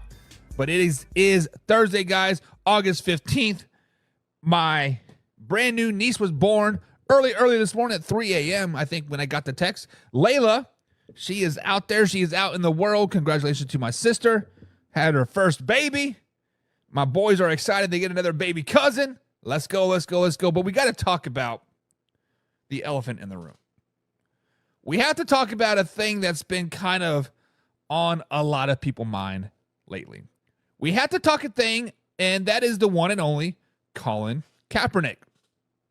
Colin Kaepernick came out on a interview on a podcast earlier this week, and he said he thinks he can still lead a team to the playoffs. He still thinks he can lead a team to the Super Bowl. He thinks he can win a lot of NFL football games. But Jim Harbaugh, the coach of the Los Angeles Chargers, has come out and said that he has formally offered Colin Kaepernick a coaching position, to be a chance to be on the sideline, to be a part of the team, to be a part of something greater than just winning some football games. You know, a chance to mold young minds, a chance to lead the righteous path. So, guys, when we look at Colin Kaepernick, we have to ask the question, way or no way do you think Colin Kaepernick would make a good NFL coach? So one thing that was good about Colin Kaepernick is he did kind of come out of nowhere. What was it? I believe it was Utah State where he went to college, right? Pretty much unknown. Let's just be honest. He was not a highly sought after first round draft pick or whatever, right? He just kind of found his way into the NFL, kind of much like Spencer Rattler, right? He had a spectacular first season when he came out, and he came in for a injured, was it Jimmy G? No, it was an injured Alex Smith. Injured Alex Smith. Ended up leading that team to the Super Bowl, ultimately lost that Super Bowl, but did lead a good Alex Smith-built team to the Super Bowl that particular year. Next year, he took the reins over starting quarterback, had a pretty good year, okay year, I guess you can say. Didn't fan out.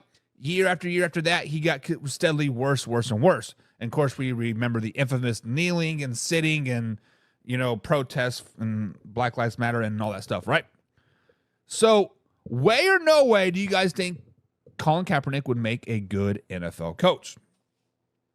On the surface level, every time you hear the name Colin Kaepernick, you instantly think of controversy.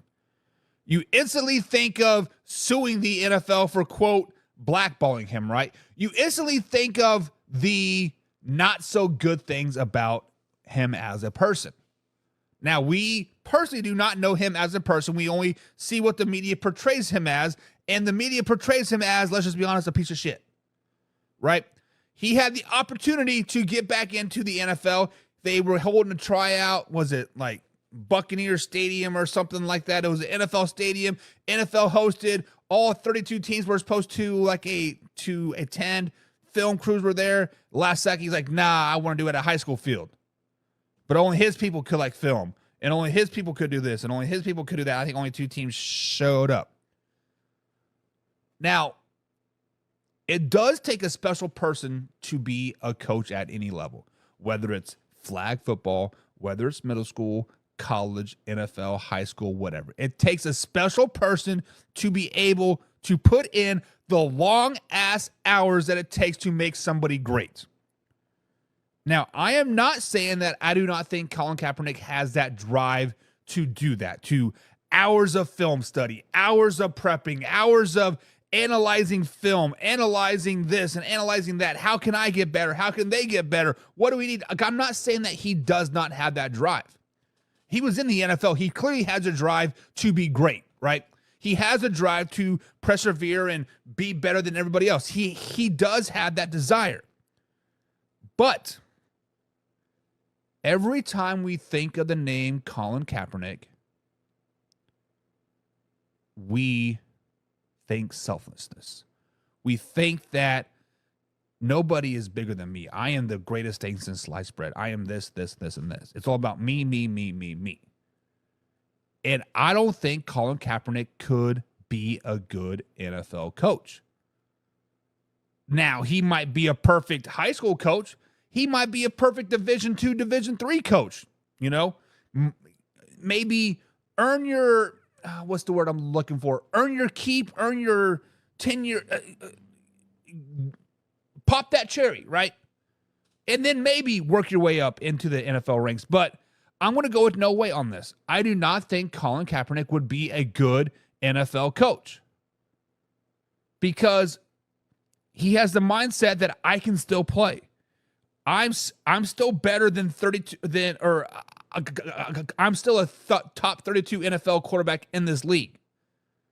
And if he were to go to coach to the LA Chargers, right now Justin Herbert is officially still injured, right? I think he has the plantar fasciitis. Is that how you say it? He is still out. He's not practicing. He is not playing, and basically he will not be ready until week 1. So the backup quarterback is Max Duggan and Easton Stick for the LA Chargers. Colin Kaepernick probably in the back of his mind saying, you know what? I'm going to come out here and be a coaching staff. I'm going to show these guys out, and I'm not going to help them out at all. I want to lever myself up.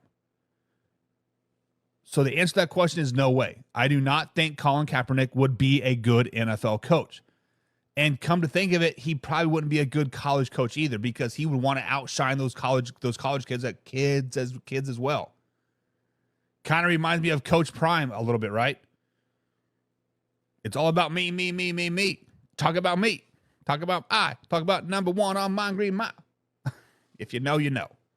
If you know, you know. Casey Morgan's in the chat. 3-year anniversary follower. Thank you, Casey, for all the love, man. Also a top fan. He says, no way.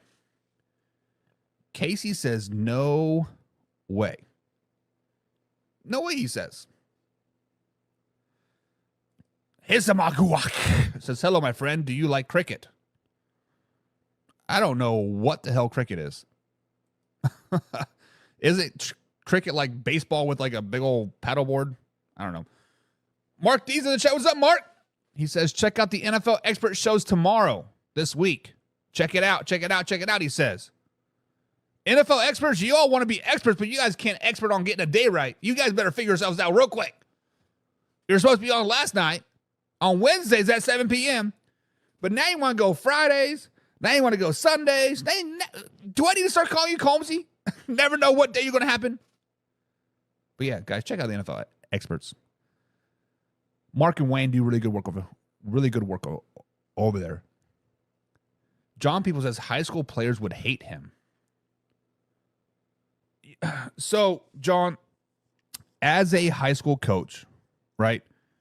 The best thing you can do as a high school coach is connect with players, right?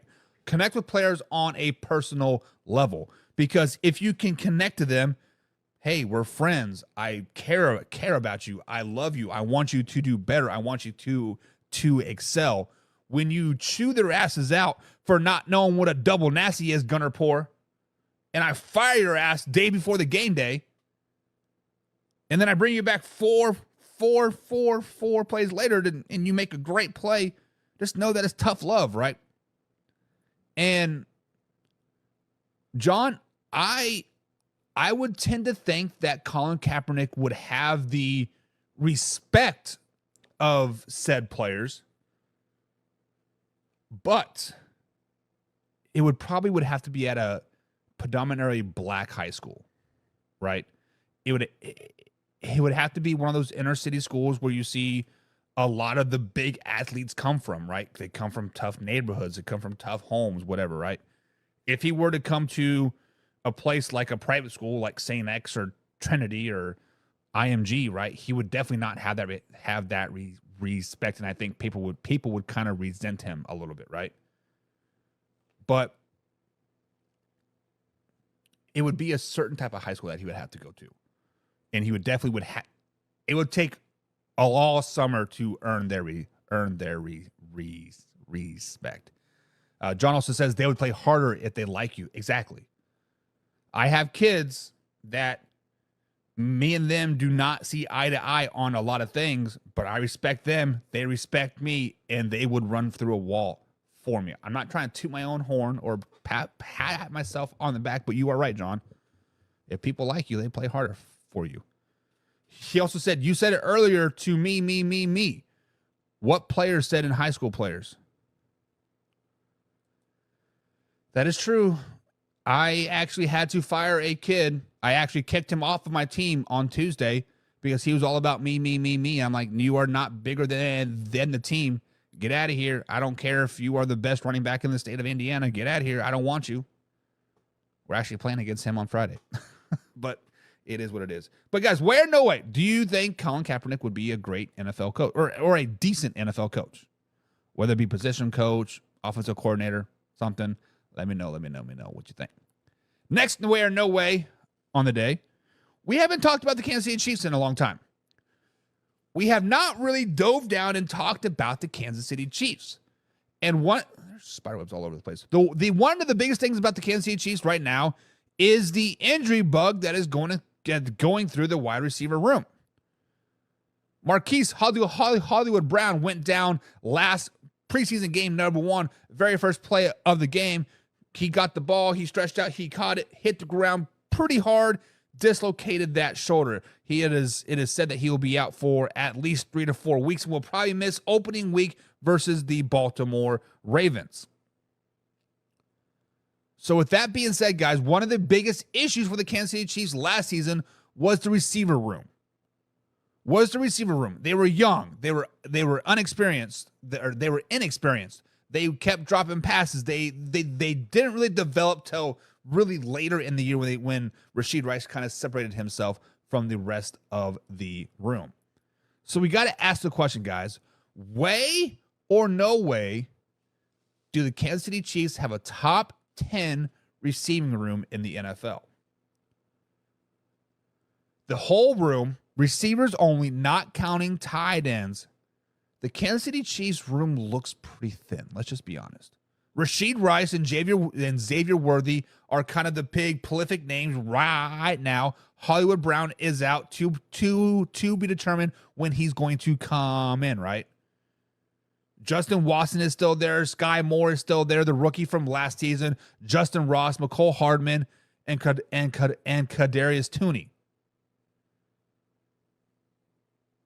This receiving core on the surface does not scare me whatsoever.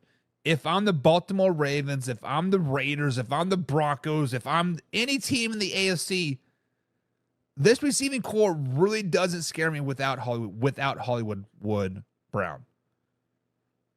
So without Hollywood Brown, they're definitely not a top 10 receiving core. There are a hell of a lot better receiving cores than them. Hell, there's probably 4 of them in the NFC North alone that are better than the Kansas City Chiefs. That's the Bears, Packers, Vikings, and the Detroit Lions. Guys, the Kansas City Chiefs receiver room is pretty unknown, right? It's pretty unknown, and it reminds me a lot of the Buffalo Bills receiving core room right now. There is a lot of what ifs, you know? What if Sky Moore can keep on the trajectory that he is? What if McCole Hardman can catch a ball, right? What if Justin Ross can be that speedster that we've all been wanting? What if Xavier Worthy is half as good as he was in college? I don't think he was very good in college, but what if, right? It's a bunch of what ifs. What ifs, what ifs, what ifs. So is the Kansas City Chiefs receiver room a top 10? No, they are not. This is a no way. They are not a top 10 receiving core in the NFL. So with that being said, there have been names floating out there that are free agents, that are potential trade bait pieces, right? We talked about Michael Thomas yesterday. Could Michael Thomas come into the Kansas City Chiefs locker room and be an instant impact? He could. He could. If he was willing to understand his role, it would be a number 3 receiver at best, probably. Could a player like Brandon Ayuk come in and be a solid number 2? He could, if he knows his role. Could Juju come in after being released by the New England Patriots last week? Could he come in and be a missing piece and kind of up the value a little bit? He could. As the receiver core is not a top 10 receiving core, we have to put a caveat on it.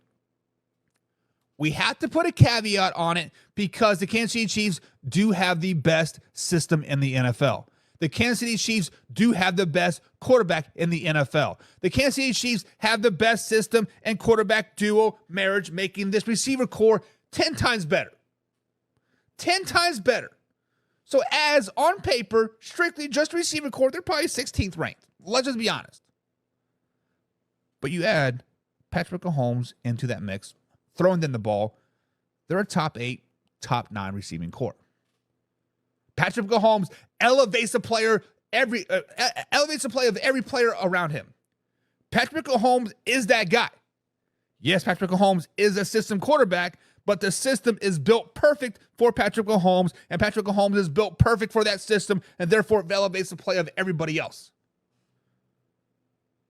So if you simply give me Rashid Rice, Hollywood Brown, Xavier Worthy, Justin Watson, Sky Moore on a sheet of paper saying rate these guys in the NFL versus St. Brown, Jameson Williams, rate me against those other guys, they're not top 10. But Patrick Mahomes is into the mix. Slow it down, baby. Let's go. Go to the moon, baby. So where, no way, guys, are the Kansas City Chiefs a top 10 receiving core in the NFL? John, with the hatred right off the bat, says no effing way. There is no way they're a top 10 receiver core. I agree. But add Patrick Mahomes in there. Ugh. James Chamberlain says no way. They're not a top 10 receiving core either. No way, Jose. Boogie Guy, number 5, Mumbo, number 5, says, hey, mate. What's up, Boogie? Hope you're having a grand old day, man. Grand old day. He says, I'm more of a football guy, not American football. I think it's quite violent. So Boogie must be from Europe, liking him some soccer. Here in America, Boogie, we like us some soccer just every 3 to 4 years.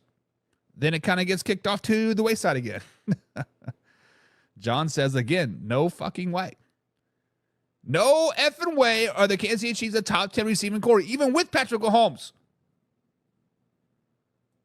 Casey says they need CD or Ayuk. If the Kansas City Chiefs were to add a receiver like CeeDee Lamb, they would be a top 5 receiving core instantly. Instantly. Even if they got rid of, because I'm sure if this trade were to happen with the Dallas Cowboys, which is far and few between, probably not going to happen, but let's think hypothetically here. Let's put on our imaginary caps. Let's get on our Blues Clues notebook here. The Kansas City Chiefs would have to give up Rashid Rice, more than likely, to get CeeDee Lamb.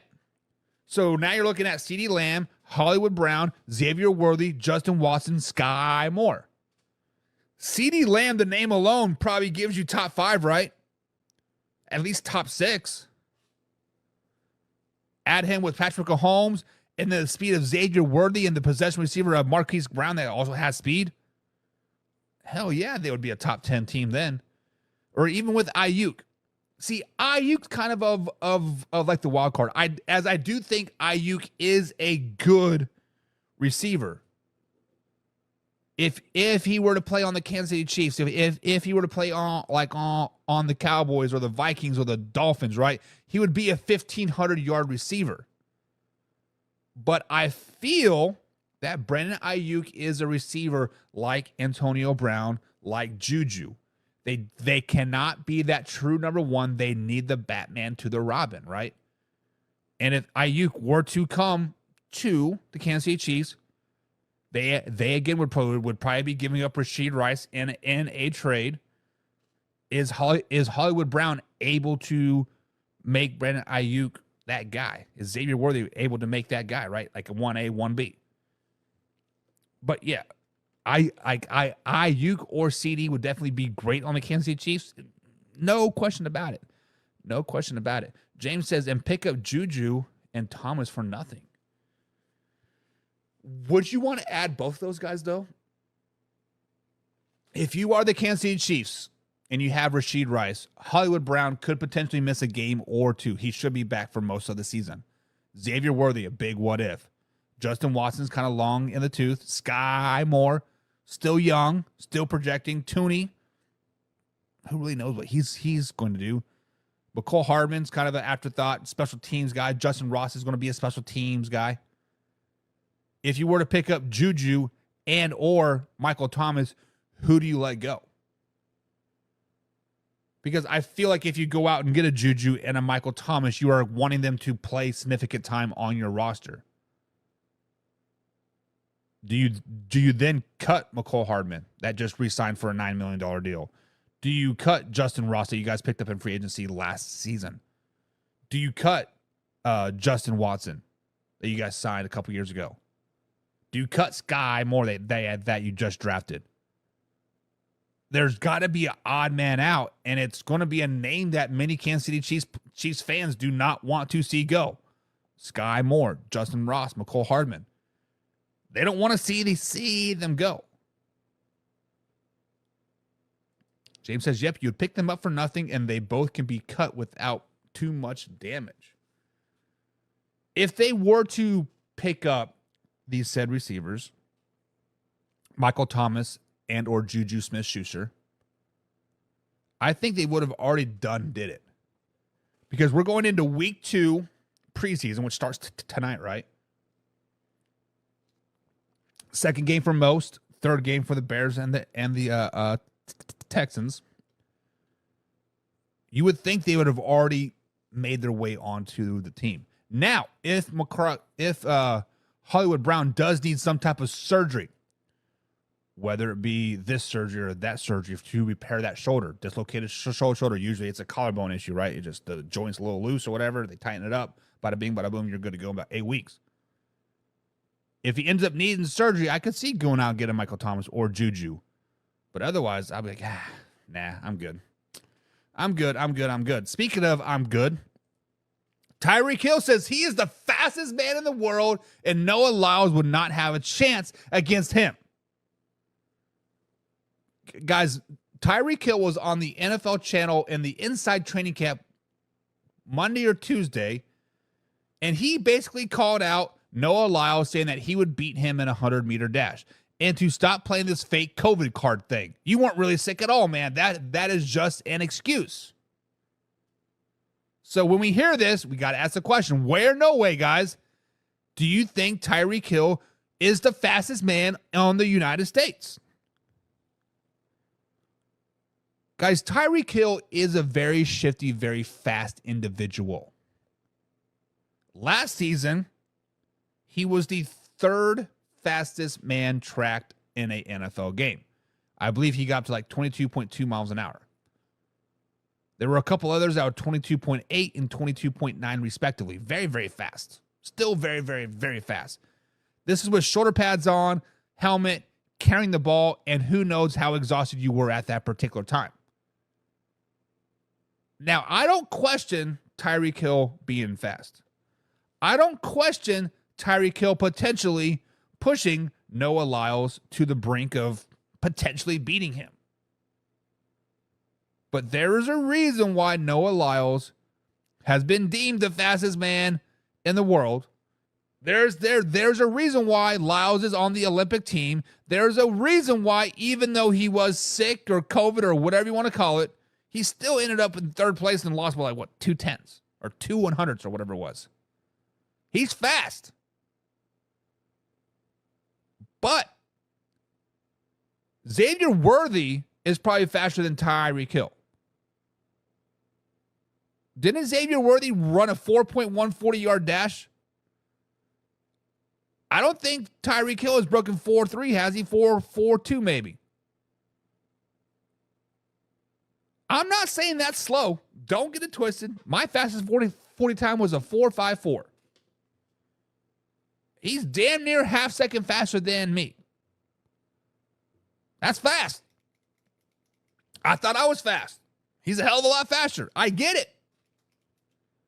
But there is no way in God's green earth that Tyreek Hill is beating Noah Lyles. There's absolutely no way. No way. And James says if they were wearing pads, Hill might get him. Yeah. And Casey Morgan says, I don't know if he's that fast anymore.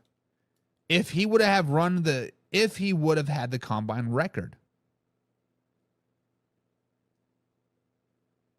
Very, very true. Very, very true. James says, damn, Buck, you're a 4.5. Big man fast as fuck. So when I ran my fastest 40-yard time, I was 225 pounds, 230 pounds, 6'3", right? Sophomore in college. I was still putting on those dollar bills, y'all. I mean, weight. Yeah, weight. I was still putting on the weight. When I got up to 245, which was my playing weight, my biggest playing weight, I dropped down like 4.7. I was like, this isn't going to work. So dropped back down to 230 was my playing weight, and about 4.5, 4.6 was like my game speed. I mean, I thought I was fast, so I had game speed, right? I may have ran a 4.5 without a shoulder pads and a helmet on, but I translated that 4.5 speed into game time speed. That's what a lot of people don't do. Yeah, you're fast. Yeah, you're fast, but do that on like on the field. Casey says, I'm faster than Hill when I have Taco Bell and trying to get to the bathroom. Oh, Casey, you are not a pigskin pundit, but I shared a video on the pigskin pundit feed last week. No, KAC, you are a pigskin pundit. My fault. I shared that video. There was a guy at work, or I'm assuming it was a guy, walking down the aisle, and there's little drops of poop all the way down the aisle, all the way to the bathroom. Like, what? What is going on? What is going on? I don't know what was going on. But guys, as we continue our trek across the NFC South, Tampa Bay Buccaneers are the last team to talk about. The Tampa Bay Buccaneers shocked a lot of people last season. But if you would have been listening to the Man Hour, which you guys should have been, a lot of y'all thought I was crazy when I said the Tampa Bay Buccaneers are the real deal. The Tampa Bay Buccaneers are going to shock some people. The Tampa Bay Buccaneers are going to win a playoff game or two. Yes, they did make it to the playoffs last season with a 9-8 record. Yes, they did win a playoff game over the Philadelphia Eagles in the wild card round. Dominated the Philadelphia Eagles 32-9. But then they went to Detroit in the divisional round, ultimately lost that game 31-23. Baker Mayfield balled out all last season, 2023, earned himself a top 10 quarterback ranking, in my opinion. I'm going to be releasing those tomorrow, so you guys can debate about those all you want, but I think Baker Mayfield is a top 10 quarterback, and he got paid very, very well by the Tampa Bay Buccaneers.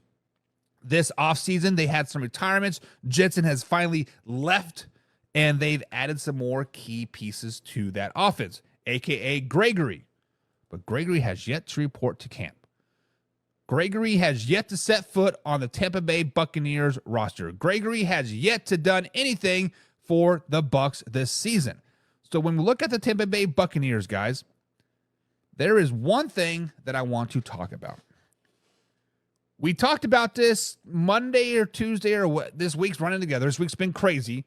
But Haason Reddick said he wants out of New York. Reddick says, yeah, I know I was traded here in April and I said I want to be here for a long time, but right now the Jets are playing hardball. The Jets say, you want a contract? You come to camp. Reddick's like, no, I want a contract before I come to camp. Before this trade with the Philadelphia Eagles to the New York Jets for Haason Reddick and a third-round pick, the Buccaneers were in big play to get Haason Reddick. They wanted that edge rusher. They wanted that 11-plus sacks the last 4 seasons. They wanted that 16 sacks from 2022. They wanted the 11.5 sacks from last season. They wanted that. Ultimately, the Jets got him. But now, Haason Reddick wants out. Gregory has yet to set foot on a Tampa Bay Buccaneers field. So this is a must-have for the Tampa Bay Buccaneers. If the Buccaneers want to repeat success this season, if they want a chance to go to the NFC Championship game with Baker Mayfield, Mike Evans, and Chris Godwin and the rest of those boys, they need a player like Reddick. Guys, the Tampa Bay Buccaneers need to go out and call the New York Jets right now and say, what do you want for a Reddick? And I bet you all the Jets want is just that third-round pick. Not even this year's 2025 draft pick. It's a 2026 third-round conditional draft pick. That's probably all they want back. And really, all Reddick want is a 4-year deal. And the Tampa Bay Buccaneers have the cap space to sign him right now. They have $22.5 million in free cap space right now to sign Reddick.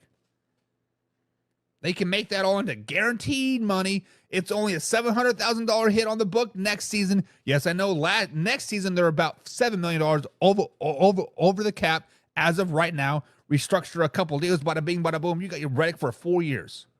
That's all he wants. That is all he wants. And if the Buccaneers can sign Reddick right now, get him up to speed, get him to camp, get him tormenting quarterbacks in the South, James might be exactly right. James says, I got the Bucs sweeping the NFC East en route to winning the NFC South. And if the Buccaneers sign Reddick, the Bucs could sweep the East, the NFC East. The Bucs could sweep the NFC South. The Bucs can win a lot of football games if they get Reddick right here, right now. But another big thing that the Tampa Bay Buccaneers are doing this offseason, this preseason, is not playing their starters. Todd Bowles has kind of been a head-scratching head coach for me ever since Bruce Arians has left. At first, I thought it was a great hire. Nice yin and yang there, right? Bruce Arians was very in-your-face, call yourself out, right? Would put Tom Brady on blast play after play, or week after week after week. Insert Todd Bowles, kind of it's all right, buddy. Come on. So far this offseason, the offensive line has yet to play any live snaps. In a joint practice, which they have joint practice this week with the Jacksonville Jaguars, yet to play in a preseason game. All 5 of them have played very, very few reps. Every time I watch camp or their inter-squad scrimmages or joint practices, I don't see all 5 offensive linemen starting there at the same time. They need to figure themselves out right now. Todd Bowles, I understand you want to keep your team healthy. I understand injuries have plagued the offensive line the last couple seasons, but you need to understand this. Rachaad White, Bucky Irving, Chase Edmonds, need to run behind a defensive or a good offensive line. They need to understand how your offensive line works. Baker Mayfield is a top 10 quarterback. You need to figure out how he is going to react with this newly formed offensive line. Need to figure it out. Need to figure it out. So with that being said, guys, how do you guys think the Tampa Bay Buccaneers are going to be in 2024? I think they're going to be pretty good. Matter of fact, I think they're going to be really good, and I think it starts week 1 when they play the Washington Commanders. Now, in years past, Todd Bowles has had problems against rookie quarterbacks and mobile quarterbacks, and guess what? He plays week number 1. It is a rookie quarterback and a mobile quarterback in Jalen Daniels. I do think this is a competitive game. I do think it is a nice back-and-forth game. I think that Jalen Daniels is going to really shock some people week 1, but the Tampa Bay Buccaneers get the win week 1, moving them to 1-0. And Nathan T. right off the bat says Baker Mayfield is not a top 10 quarterback. He's just a fish. Nathan, Baker Mayfield is a top 10 quarterback. Baker Mayfield may even break into the top 5 quarterback by the end of the year. Baker Mayfield is that dog, Nathan. Deal with it. Week number 2. Divisional game rematch at Ford Field. It is time to get those dollar bills, yo, because the Tampa Bay Buccaneers go into week 2 to play the Detroit Lions. I think the Detroit Lions will still be pretty good this season, but I think they're pretty much overhyped. Let's just be honest. There's a lot of hype around Detroit right now. Winners of the NFC North, Super Bowl representatives, this, 13, 14, 15 wins. Whoever you talk to, right? Hell, my man, even Luke G, the most realistic Lion fans that I know, still has them at 12 wins. Slow it down, baby. The Detroit Lions are going to come crashing back down to reality this season. And it starts week 2 when the Buccaneers go into Ford Field and they whoop that ass. Amon-Ra St. Brown seems to be hated by a lot of his teammates right now. We saw that fight. It was the Giants versus Lions, and St. Brown punched the quarterback, or their cornerback, I should say, and he got beat up, and nobody was there to help to defend him. Well, that's a little chink in the armor there. You pick on St. Brown, you get underneath the skin, that's a win. And I think that is what the Buccaneers do week number 2, start season off 2-0. Week number 3. The mighty Bo Nix and the Denver Broncos come into town. That's a win.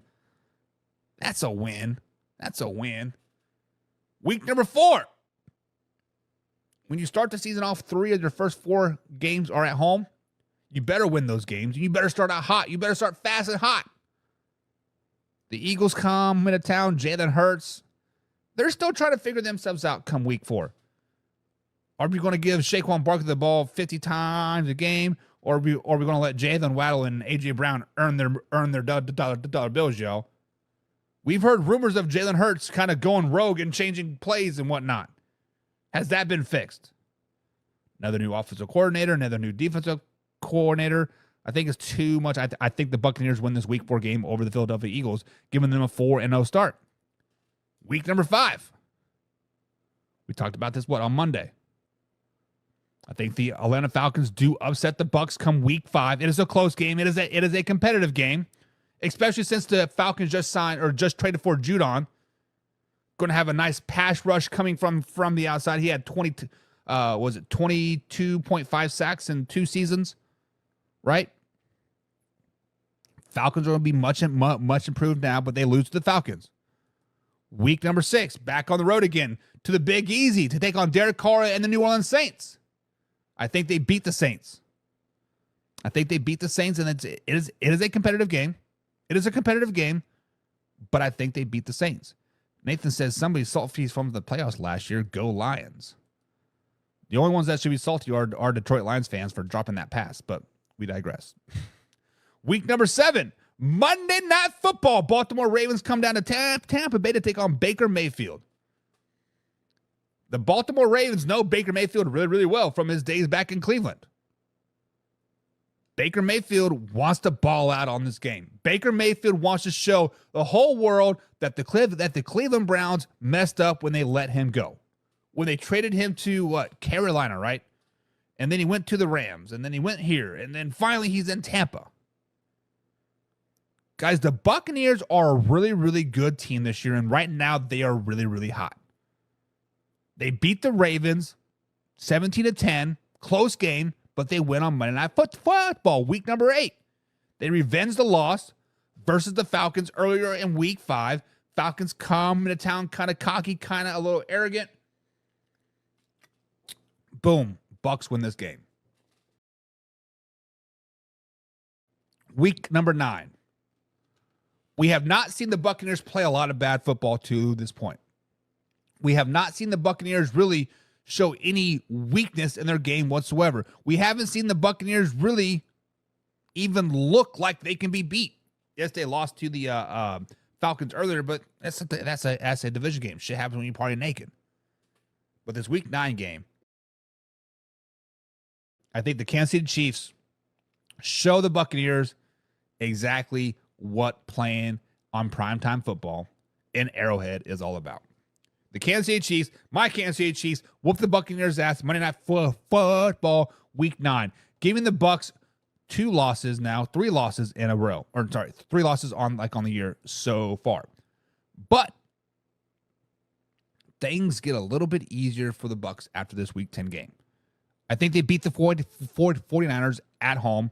49ers always struggle mid-season. Give them a bye week 11. But week 13 on, the Buccaneers' schedule gets pretty easy. They beat the Giants. They lose to the Panthers, actually. I do have them losing to the Panthers. I think they overlooked the Panthers. But then they beat the Raiders. They beat the Chargers. But then this Week 16 matchup. This Week 16 matchup is what it's all about. Circle this game on the calendar right now, guys. What is this? This is Christmas Day. The week after Christmas, right? Circle this game. Tampa Bay Buccaneers go to Dallas Cowboys. This is a potential NFC Championship game preview right here. Now, Mike McCarthy has been here, done that. When you are playing a potential team that you're going to play in the playoffs, he knows what to do.